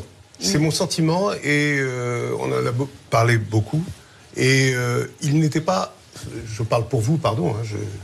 Mais il n'était pas joyeux en 2002 lorsque je filme en gros plan son visage qui apparaît à la télévision. On entendait presque les échos des villes au lointain, bien que Montretout soit sur une hauteur où les sons arrivent atténués, mais il y avait des militants qui commençaient à arriver, etc., etc. Lui, il était grave, et moi je dis mélancolique. Parce que après, j'ai parlé de ça avec lui 1 an après. Et à propos de Marine, à ce moment-là, elle a dit c'est le plus beau jour de ma vie. C'est comme les accouchements, je me souviens. Ça, c'était... en 2002 Oui, elle était dans le bureau où il y avait Le Pen, le père, qui... Bon. Et ça, je me souviens très bien de ce moment de joie totale de Marine par rapport à son père. Et cette espèce de relation fusionnelle qu'il y avait à l'époque. Et moi, cette histoire des deux, là, je l'ai prise très au sérieux au début. On me disait que j'étais intoxiqué. T'es dans leur propagande, etc. J'étais intoxiqué aussi en arrivant à 4 heures au siège de Montretout, alors que tous mes copains me disaient « Mais qu'est-ce que tu vas foutre là-bas? C'est Jospin qui va gagner ou c'est Chirac. » Bon, donc moi j'y suis allé, j'étais seul, il m'a laissé filmer. Très bien. Et j'ai vécu ce moment-là, qui était un moment... Après, on en a parlé 1 an après, j'ai dit « Cette mélancolie, etc. » Il me dit « Non, c'est venu... » Enfin, pardon, je vous cite à nouveau. Hein. Il me dit « Non, d'abord, mon adversaire principal, c'était Jospin, pas Chirac. » Bon, Jospin a donné le Parti socialiste à la droite, et ça c'est pointable, ce qui n'est pas faux quand on voit l'histoire qui a suivi. Et cet abandon de Jospin comme ça, bon, à la tête de ses troupes, en pleine bataille, c'est ces mots. Ouais. On ne quitte pas ses troupes en pleine bataille. Et puis il disait, mais j'ai senti qu'il n'avait pas envie du pouvoir. C'est-à-dire, il disait, mais alors, qui sont mes ministres, hein? Qu'est-ce que je vais faire? Vous les avez vus, vous, mes ministres? Et puis, non, je termine. Et puis après, qui je vais amener à l'Élysée, etc. Mais, enfin bon... Alors justement, c'est intéressant ce que vous dites, parce que ça, c'est un reproche qu'on vous fait depuis très longtemps. On dit, Jean-Marie Le Pen, en fait, ne veut pas du pouvoir, et il fait toutes ces provocations, c'est justement pour quand il est trop proche du pouvoir, s'en éloigner de nouveau. Non, c'est dérisoire, ça. Non, mais je n'ai jamais fait mieux que 18% des voix. À moins de 20% des voix, on ne peut pas aspirer au pouvoir. Exact. Mais bien sûr, c'est un objectif. Mais il était tellement lointain, en l'occurrence, d'après l'environnement politique évident dont vous avez parlé d'ailleurs, eh bien, moi je n'avais jamais désespéré. Et seulement je pensais que il fallait faire autre chose, il fallait remplir son rôle d'opposant. Être un opposant sans concession, élargissant le débat politique le plus possible au niveau du peuple, de façon à ce que les gens comprennent et participent à la vie civique. Bref, c'était ma conception de la vie politique.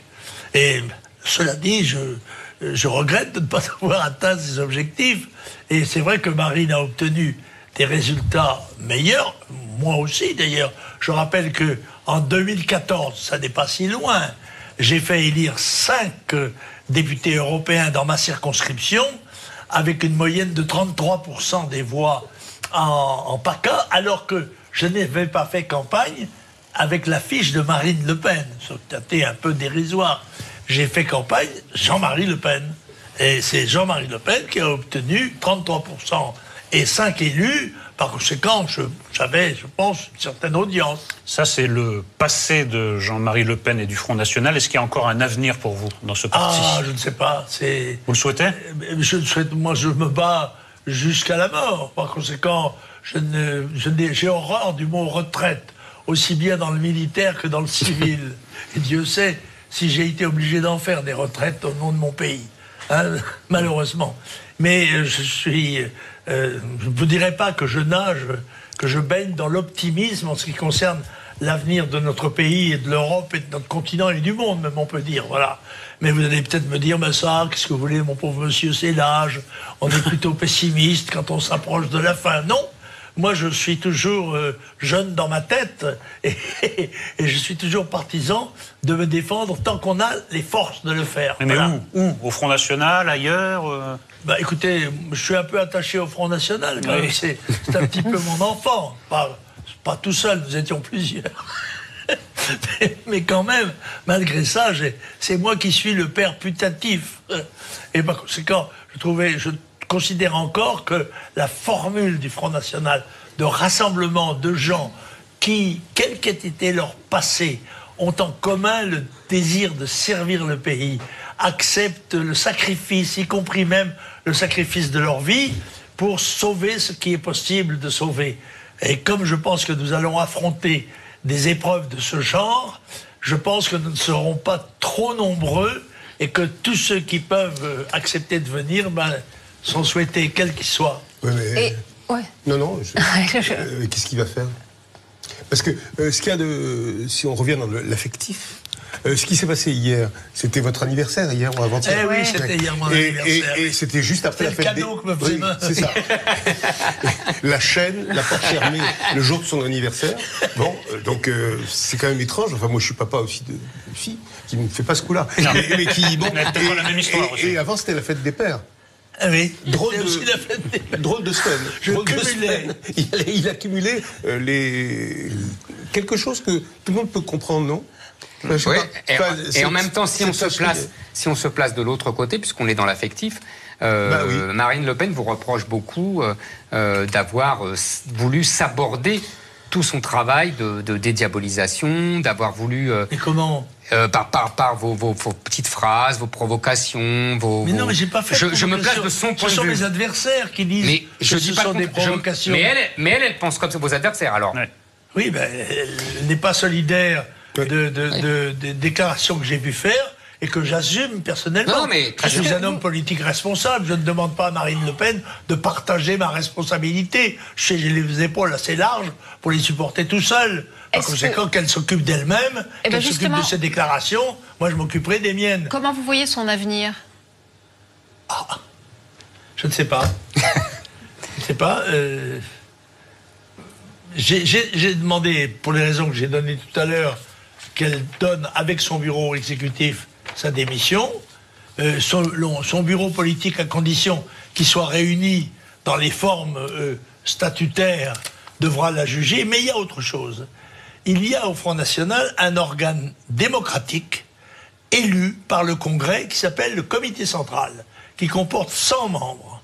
Ce Comité central, d'après les statuts, doit être réuni tous les ans. Marine Le Pen ne l'a jamais réuni. Et aujourd'hui, elle propose, ce qui est à l'heure évidemment, de faire des petites commissions dans lesquelles on va discuter des raisons pour lesquelles on n'a pas gagné, etc. Et il y a un organe démocratique pour faire ça, c'est le Comité central.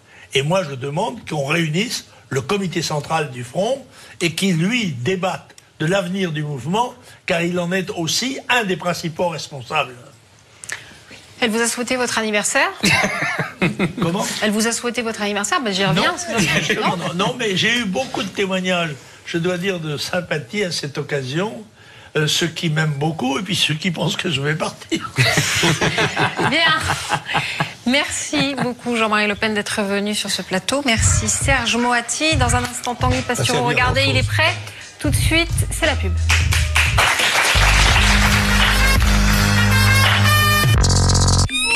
Ce soir... De retour sur le plateau de Zemmour et Leroy, voici Christian Estrosi.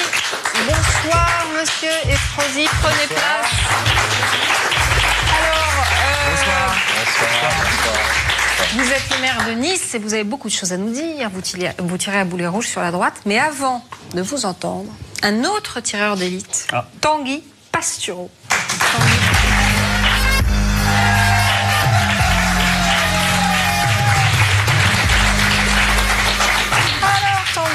C'est à vous, je crois. Oui, et cette semaine, eh ben, on a encore voté. À chaque fois, on a un coup de tampon. Moi, j'ai réussi à compléter ma carte électorale avant ma carte de fidélité au kebab du bas de ma rue. Alors Macron, le gamin, a voté au Touquet pour la première fois sans Brigitte. On ne l'a pas vu grandir. Comme d'habitude, il a rendu moite les 3 pleu-pleu du bureau de vote en les fixant dans le blanc des yeux. C'est le seul, quand il glisse son bulletin dans l'urne, à vous donner l'impression que vous êtes l'urne. Puis un type lui a dit, voilà, c'est ma femme, allez-y, je filme. Le Touquet, c'est comme au Cap d'Agde, sauf qu'on reste habillé. Brigitte Macron, elle, a fait du vélo en mini-jupe, la tenue la moins pratique pour ça. Si un jour elle tente le water-polo, elle va enfiler une doudoune. Puis elle est allée voter en veste bleue. Ensuite, elle a serré des paluches en jean rouge. Elle change plus de tenue en une journée que Madonna en un an de tournée. Moi, j'ai arrêté de feuilleter le catalogue La Redoute. Je regarde Brigitte, c'est pareil. Sauf qu'il n'y a pas les pages lingerie, mais avec la canicule, je garde espoir. Alors Macron, lui aussi, a fait du vélo, sans les petits trous. Il vote tout seul. Il a appris à pédaler. À mon avis, il est passé dans la classe supérieure. Cette semaine, au bureau de vote, on a vu Bayrou qui a reluqué les cuisses de la dame face à lui. Il a donc mis à côté. On a vu Benoît Hamon, c'était la première fois de l'année où il votait pour une élection qu'il était sûr de ne pas perdre. Il faut dire qu'il n'était pas en lice. À lui, c'est le seul Français à perdre directement à chaque fois et à pas faire Roland Garros. Juppé a voté à Bordeaux en chemise de lin saumon, comme quand il est à Arcachon. Ensuite, sa femme a apporté des huîtres. Ils ont joué aux boules entre les isoloirs. Une dame lui a dit non, c'est pas une plage naturiste parce qu'il commençait à retirer son slip. Hollande, sur le chemin du bureau de vote, a croisé Ghislaine, sa dernière fan, qui a été capturée et embaumée de force. Elle est exposée au musée de l'Homme dans la vitrine consacrée aux socialistes. Elle est seule. Valls a voté en basket et chemise sortie du falzar. Plus le temps passe, plus il essaye de faire jeune. Il va finir en babygros avec du talc plein les fesses. Mounir Majoubi, le gonze d'En Marche, positif et sympa et connecté, c'est pas un mec, c'est une start-up, a voté tout sourire. Lui-même, si on lui coupait une jambe, il ferait un selfie avec écrit hashtag on garde la pêche. Christophe Castaner aussi a voté en costume bleu schtroumpf. Face à un vieux beau aux yeux clairs, on serait cru à la finale de Mister Forcalquier, section plus de 50 ans. Alors cette semaine, Macron n'a pas fait que voter, il s'est aussi rendu à Vivatech, le salon trop cool des geeks. Il a salué un robot. Il lui a serré la main à fond comme il avait fait à Trump. Résultat, le robot est pété, il n'a plus qu'un bras. Des Roms l'ont récupéré, il fait la manche au feu rouge. Puis il en a pris un autre dans ses bras, comme Brigitte l'a lâché. C'est Josiane, ce robot, qui lui fait chauffer son cordon bleu le midi. Le sex-appeal de Macron marche également sur les robots, au point qu'il y en a un qui a tenté de lui faire une fellation. Juste avant, un robot mixeur lui a fait la même proposition, mais Macron prudent a décliné. Puis il a pris en photo le truc qu'il trouvait le plus beau dans tout le hall, c'est-à-dire lui-même. Elisabeth Borne, ministre des Transports, est aussi allée à Vivatech et elle y connaît tellement rien qu'elle a dit bonjour à la clim. Elle a aussi parlé à un extincteur et a donc été internée. Alors cette semaine, des gens ont gagné, d'autres ont perdu. La démocratie, c'est comme la belote de comptoir. Najat Vallaud-Belkacem a été éliminée alors que Taubira et Hidalgo, les pieds nickelés de la gauche molle, étaient venus la soutenir, posés devant le théâtre comme des punks à chiens. C'est le trio des Esperanza. Florian Philippot a croisé un diffuseur de parfum. Le type avait l'avant des fraises, mais pas de parfum de victoire, donc il a perdu. Il a juste eu le temps de revoir Geneviève. Il a préféré le faire avant la vague de chaleur, bien sûr. Gilbert Collard a gagné et Marion Maréchal lui a fait le baiser le plus abouti de l'histoire. Quand on fait de la mobilette sans visière et qu'on se prend un moineau, ça donne ça. Il a encore la trace de son nez dans la joue. Jean Lassalle, qui a gagné, s'est murgé. Il aurait fait la même chose s'il avait perdu. Et il a fait un paquito, c'est-à-dire qu'il a sauté sur ses potes. Un Strauss-Kahn en 2011 avait fait un paquito sur une dame dans un hôtel. Si Lassalle était devenu président, ce week-end à l'Élysée, il y aurait Taureau Piscine et les ministres, Patrick Sébastien et Tex chanteraient l'hymne national, la Pitchouli. Alors cette semaine ont été élus plein de jeunes, dont Marie Lebec, En Marche, 26 ans, qui a dit « Je suis de gauche, de droite et patriote ». Elle est aussi homo et hétéro, elle est blanche et noire, même si là on voit que le blanc. En fait, elle c'est Macron x 100, elle est tout. Est élu député le FN Ludovic Pajot, Ludo, 23 ans. Avant, pour que ça sente le biactol à l'Assemblée, il fallait attendre l'arrivée en stage des filles de Bruno Leroux. Maintenant, ce sont les députés qui puent le sébum. Il y a aussi Tiffaine Degois, 24 ans, un Tiff, qui siégera à côté de ses copains Théo, Enzo et Emma. L'Assemblée a bousculé son site web sur celui du Parlement des enfants, parce que c'est pareil. Du coup, Pierre-Yves Bournazel, élu à 39 ans, est quasiment le plus vieux du truc. Les autres l'appellent Papy. En Afrique, ce serait le sage du village. Cette semaine, on a aussi voté Stéphane Peu, dont on sait qu'il va pas en faire des masses. Xavier Battu, qui a été élu, alors c'est très très con, ainsi que Louis Alliot et Marine Le Pen, tous les deux à l'Assemblée. Ils vont surveiller les gosses. Pour bosser en couple, ils avaient soit ça, soit tenir un hôtel Formule 1. Alexis Corbière, le type qui, à cause de son nom, qui est aussi celui d'un vin, risque de se faire attaquer au tire-bouchon par la salle, a gagné. Pendant des semaines, il a ouvert des portes. C'est le Stéphane Bern des HLM. Jean-Luc Mélenchon lui a donné son sang. La personne qui l'a reçu va bien. Ça fait 3 jours qu'elle court dans sa chambre en râlant contre la presse. Alors cette semaine, Gérard Collomb, ministre En Marche, a rompu le jeûne du Ramadan. C'est le seul jeune qui casse parce que tous les autres bossent avec lui. Il a aussi déjeuné avec Brigitte. Maintenant que le gamin est autonome, elle est plus libre. Dans un bouchon lyonnais où, à cause de son régime, elle a mangé un 32e de saucisson brioché avant d'entrer en hyperglycémie. D'autant qu'avant, elle est allée au Maroc où elle a rencontré le roi en robe noire à reflets. On aurait dit un oiseau mazouté après le naufrage de l'Erika. Et l'autre lui a servi des pâtisseries orientales. 20 000 calories par bouchée. À ce rythme-là, on va la perdre. Il faut vite organiser un voyage présidentiel dans le Sahel. Cette semaine, eh oui, on ne va pas voter puisque ça y est, tout le monde est en place. Les nouveaux députés Regardez En Marche ont intégré l'Assemblée nationale. Zemmour, Nolo, Bouton, tous à la plage. Vous l'avez bien mérité parce que quelle année de fou ça a été.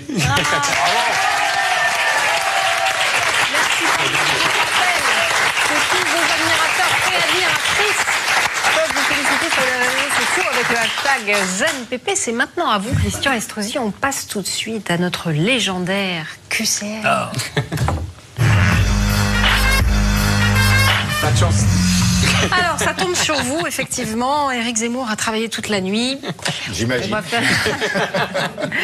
Le leader naturel de la droite aujourd'hui, c'est Laurent Wauquiez, Xavier Bertrand, Valérie Pécresse, François Baroin ou Édouard Philippe. Christian Estrosi. Sérieux ? Il faudrait qu'on ait les questions dans le... Ah, on n'a pas les questions. Très bien. Dans le... D'accord, on n'a pas les questions. D'accord. Donc, vous... Je vous ai déstabilisé, là. Oui, vous m'avez déstabilisé, Eric aussi. Enfin bon, c'est la dernière, c'est fou, c'est la vie, c'est merveilleux. Alors, donc, Laurent Wauquiez, Xavier Bertrand, Valérie Pécresse, François Baroin, Édouard Philippe, c'est vous. Enfin, je veux dire, c'est pas eux, c'est vous. Vous voulez dire que c'est personne. Alors, vous savez, aujourd'hui, le leader de la droite, ce sera aux électeurs de la droite, du centre... Non, mais vous êtes un électeur de la droite. Donc, vous avez peut-être une petite idée. J'ai une petite idée selon laquelle nous avons, de toute évidence, après avoir connu la défaite la plus historique sous la Ve République de la droite et du centre, que tout est à refaire et que ça ne sera sans doute pas autour d'une bataille d'ego et de personnes que ça pourra se faire. Non, mais je voudrais prendre votre réponse au sérieux. Si votre candidat préféré, c'est Christian Estrosi, quelle est la ligne de Christian Estrosi? Non, mais c'est un débat de ligne et non pas un débat de personnes, encore une fois. Alors, quelle est votre ligne? Je n'ai pas dit quelle est votre... Les Français n'en peuvent plus des élections.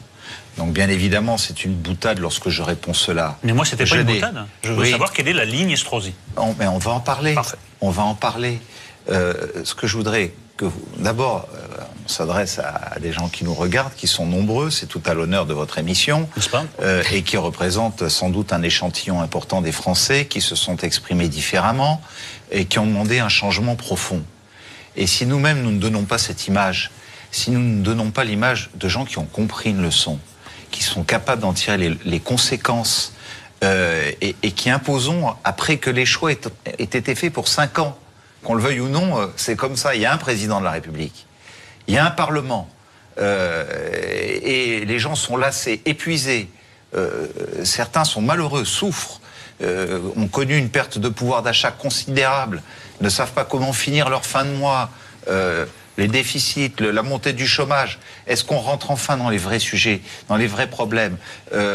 On est encore dans le débat après élection, alors qu'il faut maintenant être dans les réformes. Monsieur Estrosi, je vais vous aider parce que vous prenez beaucoup de détours pour me répondre.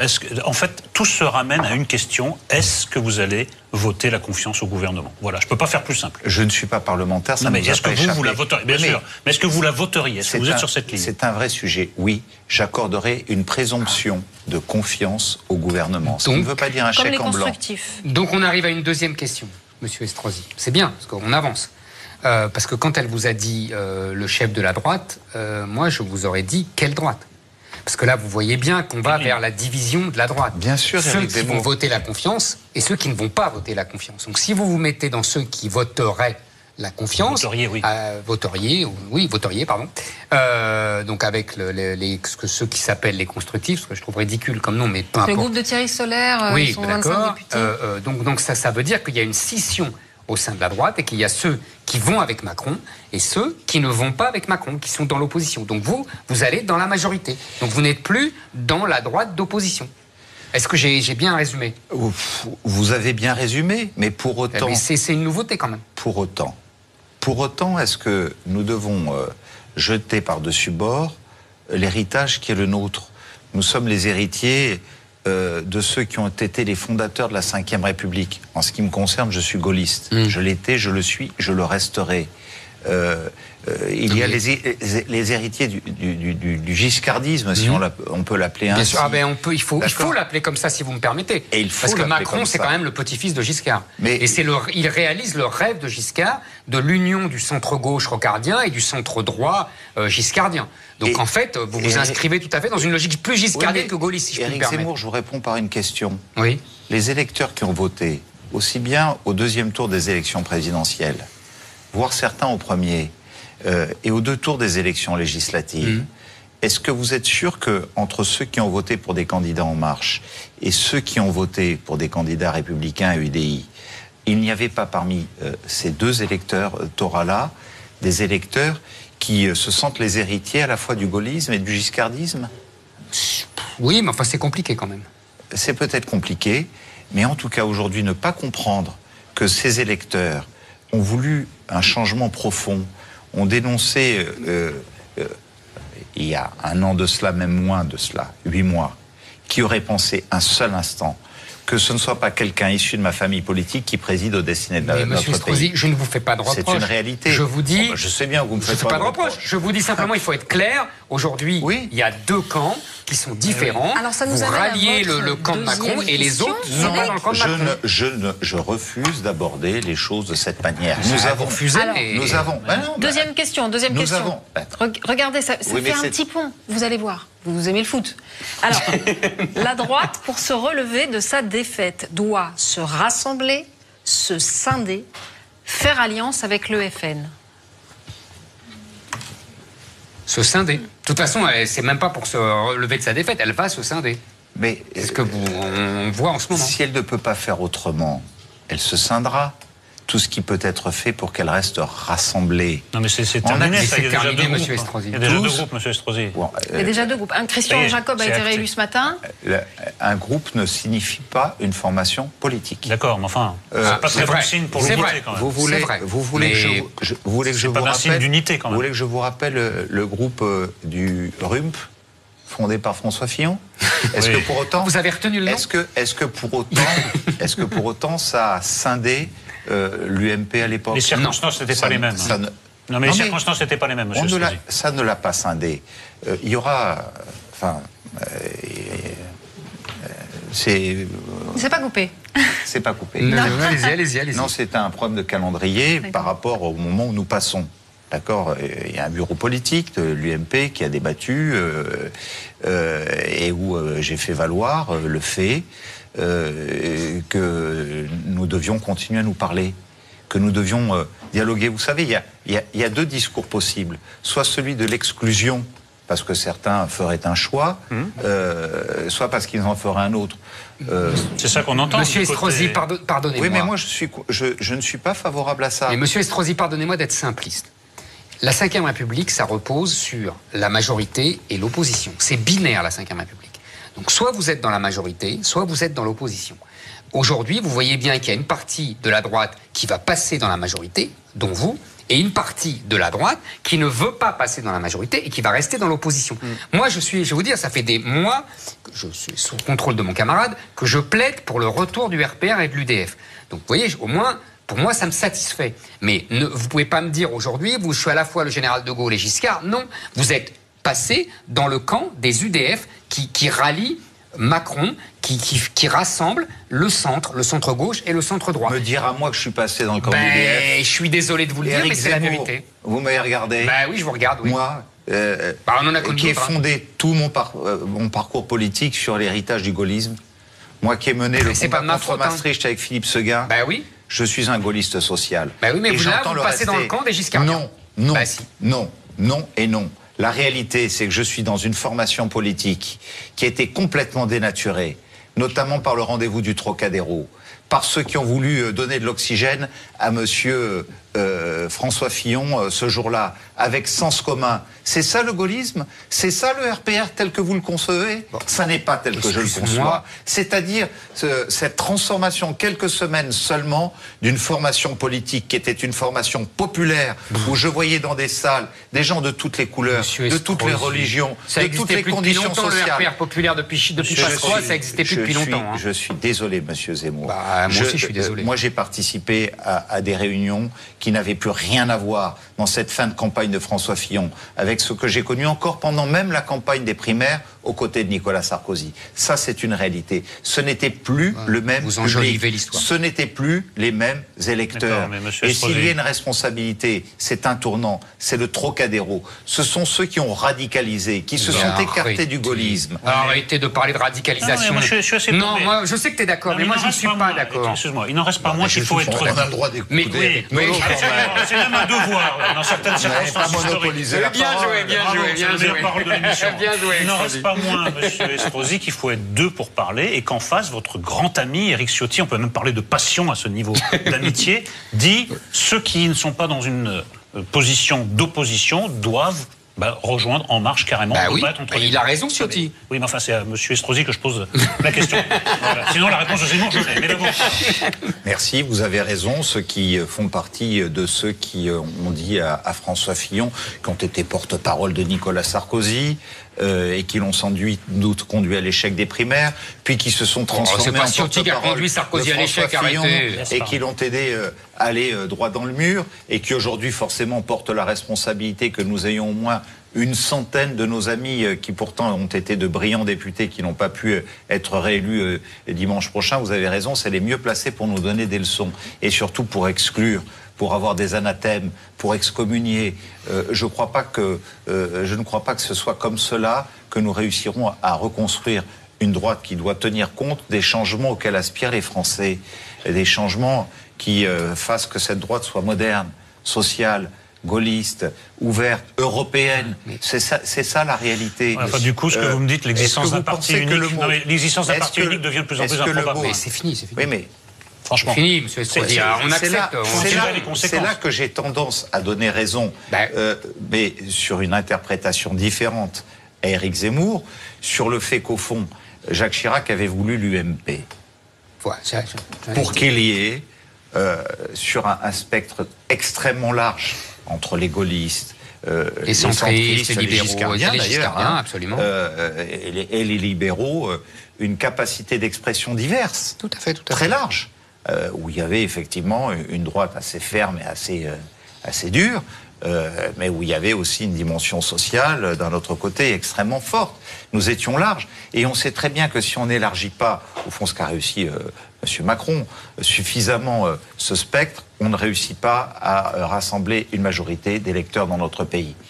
L'autre formule, qui était celle de voir cohabiter le RPR et l'UDF, qui se sont toujours mis d'accord au fond ensemble pour remporter toutes les élections, avec des appréciations différentes, des positions différentes, des votes différents au Parlement, ce qui ne les ont pas empêchés d'être unis dans toutes les grandes élections pour pouvoir ramener une majorité, si ce n'est que vous ne pouvez pas mettre dans le RPR, Éric Zemmour, ceux qui aujourd'hui sont sur une ligne qui réclame l'exclusion en permanence. Vous avez connu les grands débats entre Pasqua et Jacques Chirac.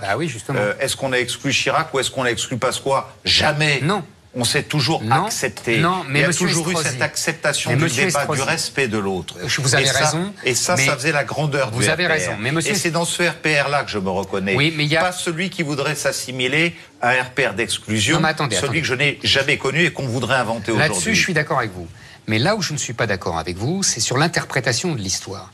Parce que vous avez l'air de dire que, reprenant d'ailleurs la thématique de Juppé, que c'est la position de Fillon et derrière Fillon de Sens Commun qu'on diabolise maintenant. Il faut arrêter avec Sens Commun, c'est pas les SS, c'est débile ça.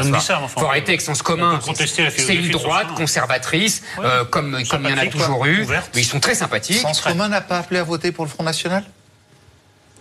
Non, ils ont dit qu'ils ne choisissaient pas entre Macron et le Front National. Et ça n'est pas appelé à voter pour le Front National? Non, de toute façon, moi, ça ne me choque pas. Moi, je suis pour une alliance avec le Front National. Alors, vous voyez, on n'est pas d'accord là-dessus. Alors, c'est un désaccord profond entre vous et moi. Mais je suis d'accord, on est en désaccord. Mais attendez, je ne vous dis pas qu'on n'est pas en désaccord. Pour moi, il y a une barrière infranchissable. Mais très bien, je vous ai connu... cette porosité, je ne la veux pas. Je vous ai connu moins susceptible sur la barrière avec le Front National. C'est uniquement depuis votre élection à la présidence de la région face à Marion Maréchal Le Pen et que la gauche a fait votre élection. Vous receviez Jean-Marie Le Pen il y a quelques instants sur ce plateau. Je préfère quand même vous rappeler qu'à l'époque, les élections régionales étaient départementales, que Jean-Marie Le Pen était tête de liste dans les Alpes-Maritimes en 92, quand moi j'étais tête de liste dans les Alpes-Maritimes, et que nous avons eu des affrontements terrifiants, affrontements aux législatives dans les Alpes-Maritimes, puis en 98, de nouveau, affrontement Jean-Marie Le Pen, Christian Estrosi, où nous étions face à face sur les plateaux de télévision, où nous n'avions pas de mots assez durs l'un pour l'autre. Pour moi, ça a toujours été une ligne infranchissable. Une ligne infranchissable. Je suis très clair là-dessus. Mais nous ne sommes pas d'accord là-dessus, je le sais. C'est pas mon sujet. Ce qui ne m'empêche pas... Attendez, monsieur Estrosi. Ce qui ne m'empêche pas de me retrouver dans des mots que j'ai entendus de sa part tout à l'heure, le mot sacrifice. Qu'y a-t-il dans notre société aujourd'hui qui soit prêt, là où pour moi le mot France, le mot nation est un mot sacré, sacrifice, aller au sacrifice pour sauver l'intérêt général. Monsieur Estrosi, vous m'avez fait dévier. Je voulais vous dire que nous n'avons pas la même interprétation sur l'évolution du RPR et de l'UMP.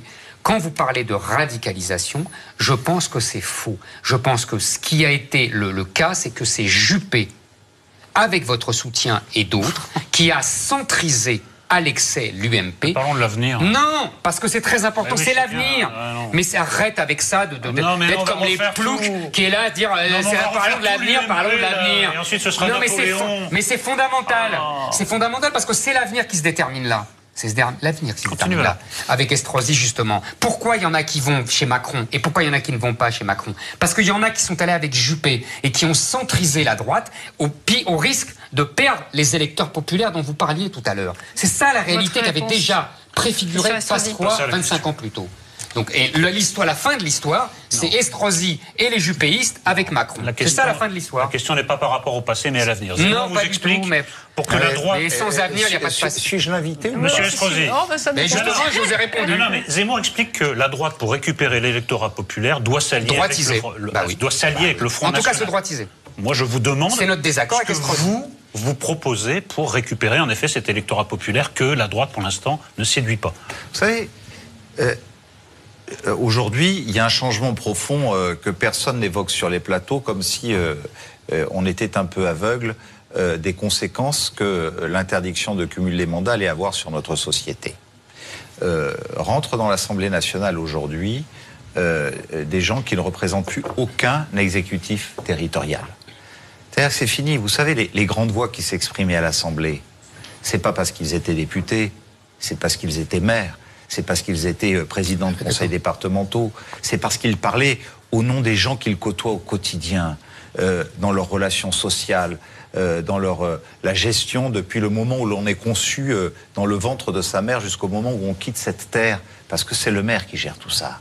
C'est celui qui est confronté à toutes les difficultés économiques du monde de l'entreprise. C'est celui qui dope l'économie, qui bâtit des hôtels d'entreprise, des hôtels de start-up, des pépinières, des accélérateurs de start-up. Alors vous voulez nous dire la coopération régionale. Non, mais c'est pas spécifique à la droite. Je vous dis tout cela parce que, alors que pendant 5 ans, nous avons été tricards avec un gouvernement sous Hollande qui a méprisé les territoires de France, qui a affaibli notre économie, qui a fait monter le taux de chômage à près de 3 millions, qui a laissé tant de gens sur le bord du chemin. Vous me parlez du passé, et moi je veux vous parler de l'avenir. Vous parlez du passé. Et moi je veux vous... C'est parce que vous me questionnez sur le passé, mais maintenant moi je vous impose dans ce débat de parler de l'avenir. Imposez. Voilà. Et de dire que rien que ces dernières semaines, alors même qu'il n'y avait pas eu les élections législatives, que j'ai en face de moi un ministre de l'Éducation nationale, M. Jean-Michel Blanquer, ancien conseiller de Nicolas Sarkozy, qui a bâti les internats de l'excellence, avec lequel, en moins de 24 heures de discussion, j'ai pu obtenir pour la prochaine rentrée scolaire le retour à la semaine des 4 jours, alors qu'on sait que la semaine des 4 jours et demi a été une réforme épuisante pour les enfants de la part de Mme Najat Vallaud-Belkacem. C'est du concret, de dédoubler les classes de cours préparatoires dans les territoires en difficulté pour limiter à 12 élèves et faire en sorte qu'il n'y ait plus un élève qui sorte de l'école primaire sans savoir lire, compter, écrire. Pardon, ça parle de ces choses-là. Que la présidente de l'université de Nice, Madame Frédérique Vidal, qui est mon amie, avec laquelle j'ai bâti la 4e Smart City au monde, le territoire intelligent, numérisé, en relation avec Cisco, IBM, Bosch et compagnie. Donc, bref, vive Macron. Non, et qui porte aujourd'hui, pour la France, le projet que j'ai imaginé avec elle, pour ma ville et pour ma métropole. Vous voulez que je combatte ça? Eh ben, on a bien compris. C'est ce que je vous dis depuis le début. Donc, vous êtes dans la majorité macronienne. Je dis présomption de confiance. C'est plus que de la présomption de confiance. Là, c'est présomption d'adulation. Je voudrais que vous m'expliquiez qu'est-ce qu'il y a comme intérêt pour les Français à dire je suis contre tout. Mais moi je dis rien. À dire je suis un schtroumpf grognon, je suis pour ce qui est contre et contre ce qui est pour. C'est-à-dire, au fond, ce que vous incarnez sur ce plateau, Éric Zemmour. D'accord? Voilà. Moi, je ne m'inscris pas dans cette démarche du tout. Je m'inscris dans une démarche moderne. Mais les classes vous avez le droit. Et s'il y a des choses qui ne me conviennent pas... Vous avez le droit d'aller à la soupe. Moi, je grognon ne va pas à la soupe, c'est tout. Vous me l'avez reconnu. Vous me l'avez reconnu quelques fois et je vous en remercie l'un et l'autre. D'accord? J'ai acquis et j'ai conquis au fil de mon parcours politique une certaine liberté. Je suis un homme libre. Et désormais, d'être uniquement le maire de ma commune, le président de ma métropole et le président délégué de ma région me donnent une certaine liberté pour pouvoir dire oui à ce qui me convient et non à ce qui ne me convient pas. Arrêtons les schtroumpfs grognons. Mais il faut être là pour accompagner la modernisation et les réformes dont notre pays a besoin. C'est ce que veulent les Français. Et je veux l'accompagner. Alors, soyons schtroumpfs joyeux. Quel est le chiffre qui vous réjouit le plus depuis dimanche? 74% de nouvelles têtes à l'Assemblée nationale.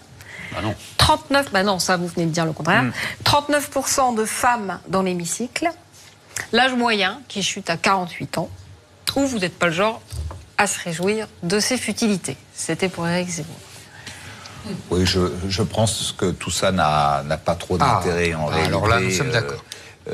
Voilà, Parce que vous pensez, comme Éric Zemmour, que le Parlement ne va pas vraiment avoir de rôle à jouer ? Oui, totalement. Il connaît la 5e République, c'est tout. C'est pas, totalement. La réalité, c'est qu'à partir du moment où les exécutifs locaux sont écartés des décisions, et que la technocratie gouverne, il va y avoir une dichotomie entre ceux qui légifèrent et qui ne supporteront de moins en moins leurs élus locaux lorsqu'ils rentrent dans leur circonscription et qui forcément vont vouloir recentraliser toute l'administration et la gestion de notre pays contre les citoyens. Parce que les citoyens, ils se reconnaissent en quoi ? Ils se reconnaissent dans leur maire, ils se reconnaissent dans la gestion quotidienne de leur collectivité territoriale.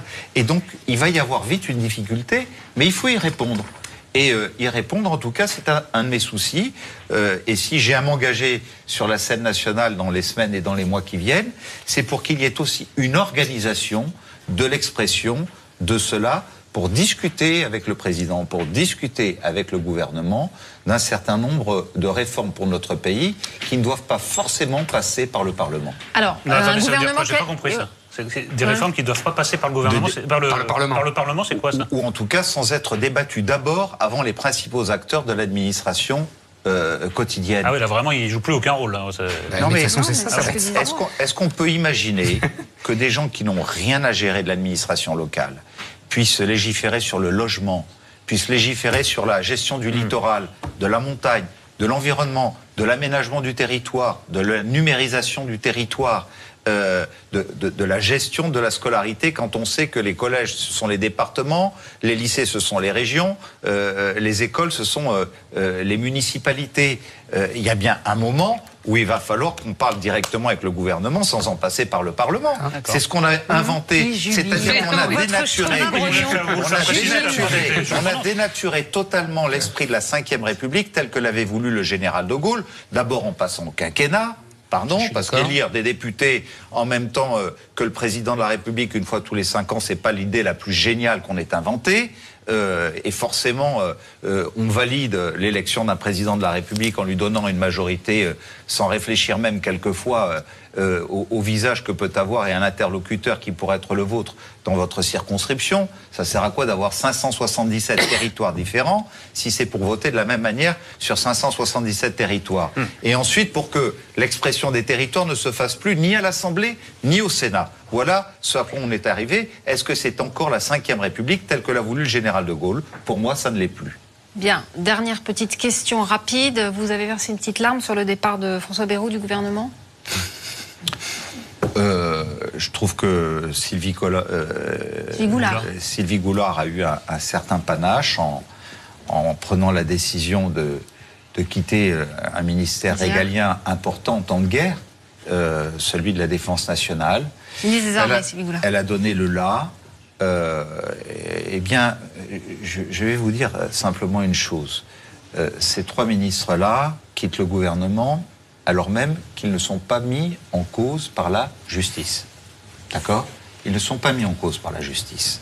J'aurais aimé que chez certains de mes amis qui ont été les plus prompts à critiquer hier, avant-hier et encore ce matin, avant même l'annonce qu'ils ne quittent, ils ne donnent le conseil à certains qu'ils ont poussés à devenir président de la République de s'interroger alors qu'ils étaient à un niveau de mise en cause beaucoup plus important. François Fillon, pour ne pas le nommer. Par exemple. Bien. Merci beaucoup, Christian Estrosi. C'est maintenant l'heure de retrouver celle qui vient du Sud, comme vous. Elle a un prénom qui sent bon l'Italie. Alba Ventura. Alors, bonsoir, Alba. Vous connaissez Christian Estrosi. Mais oui. Alors, pas loin. Dites donc, les petits nouveaux vont devoir se former, justement, on en parlait tout à l'heure. Les petits nouveaux d'En Marche, avant de plonger dans le grand bain du Palais Bourbon, eh bien, ils vont être invités à un séminaire intitulé « Être député autrement ». vaste programme. Alors ça va se dérouler samedi et dimanche à l'hôtel de l'AC, qui est traditionnellement la résidence du président de l'Assemblée nationale. Et alors pendant ce week-end, tous les petits nouveaux, puis les moins nouveaux aussi, ils vont plancher sur le travail avec le gouvernement, le calendrier des réformes, la relation avec le parti, la vie au sein du groupe parlementaire. Tout ça est formidable, avec l'objectif pour eux, qui viennent la plupart de la société civile, eh bien de se transformer en député. Et ça va pas être simple pour tout le monde. Et je pense notamment à cette jeune femme, Anissa Keder, cette jeune députée, 37 ans, élue sur le fil dans la 7e circonscription du Rhône. Je ne sais pas si vous avez vu, elle s'est taillée une belle notoriété sur les réseaux sociaux à l'issue de son plein gré. Je vous propose de regarder. Je voulais m'investir et participer activement. Voilà. Je voulais participer, et il se trouve effectivement en 2 minutes, peut-être pas comme vous, mais... La vraie solution derrière, vous me dites, c'est 12 enfants par classe, CP, CE1, très bien. Alors vous m'expliquerez en 3 mois comment vous construisez les écoles ou les classes supplémentaires. Il y a simplement un code des marchés publics, accessoirement. Il y a des procédures, il y a des études à mettre en place. En 3 mois, c'est très compliqué. Alors comment vous faites pour diviser la classe en 2 ? Par exemple, il me semble... Comment vous faites pour diviser la classe en 2 alors ?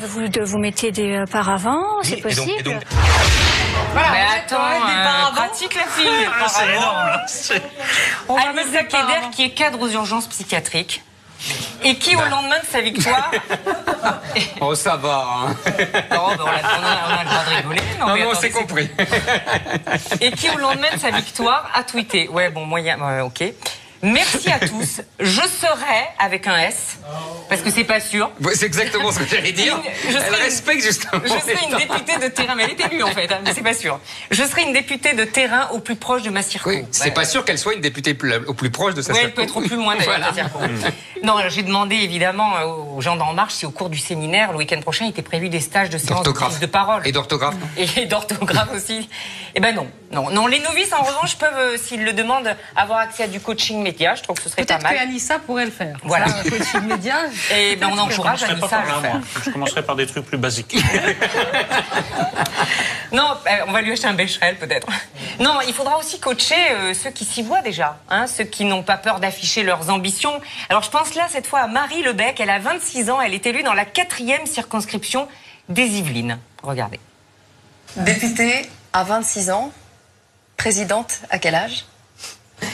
Non, je sais pas à quel âge, mais...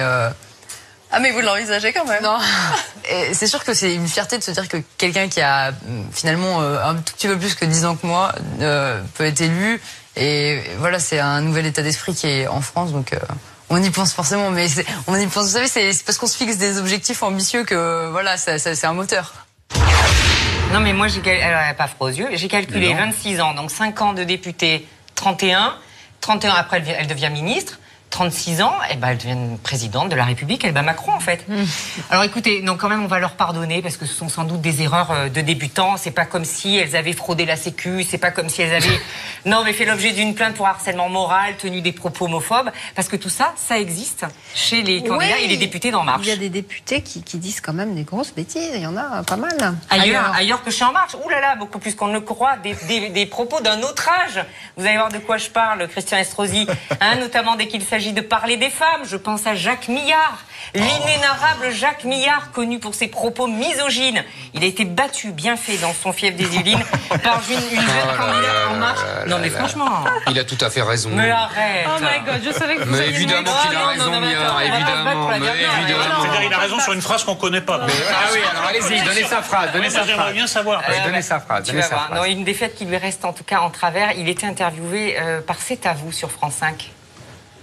C'est votre adversaire ce soir qui a gagné 7 circonscriptions. Et alors, vous la connaissez ? Elle est incapable, je dirais, de même savoir ce qu'elle va voter. Donc visiblement, on a une armée de béni oui-oui et qui va nous mener dans le mur. Il n'y a pas un mot à enlever.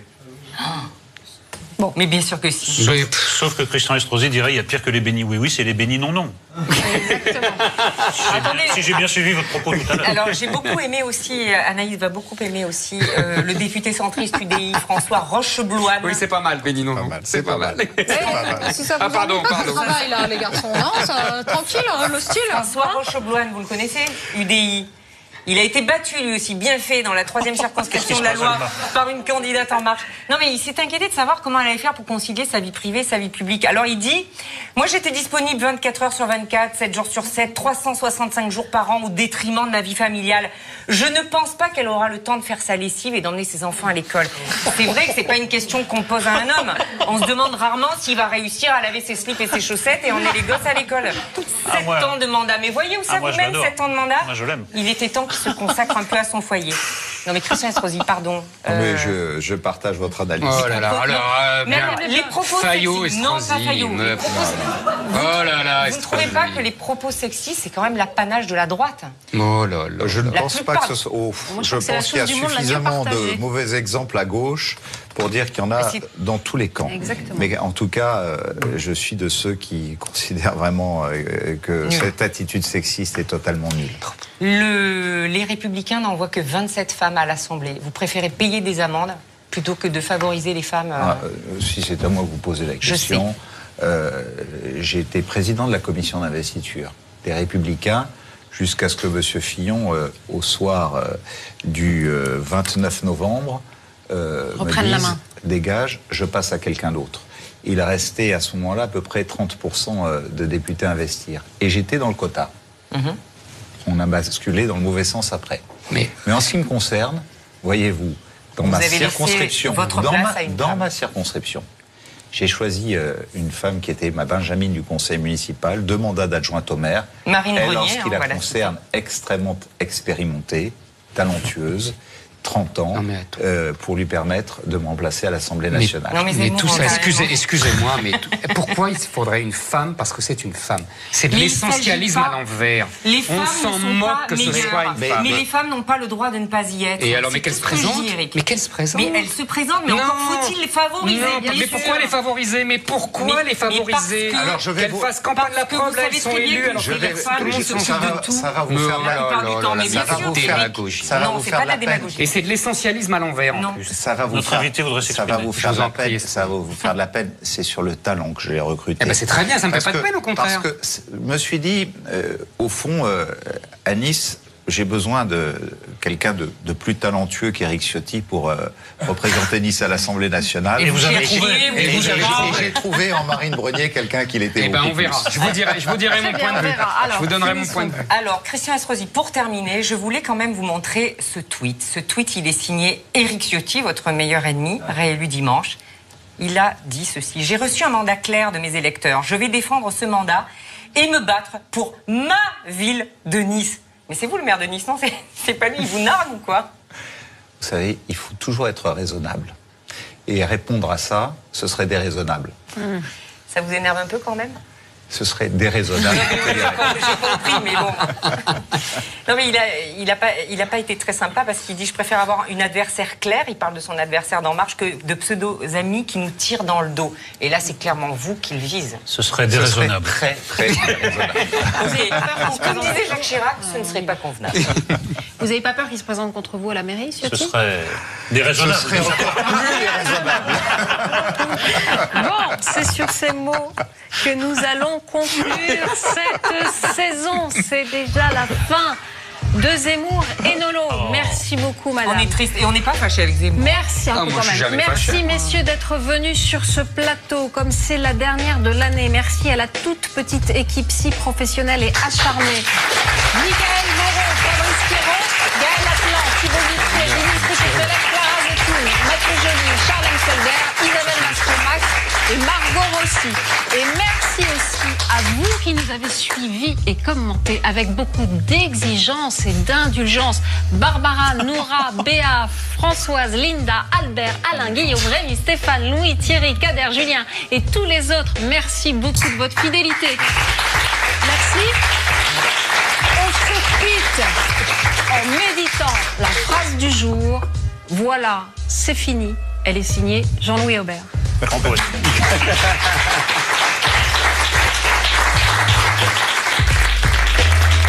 Focus.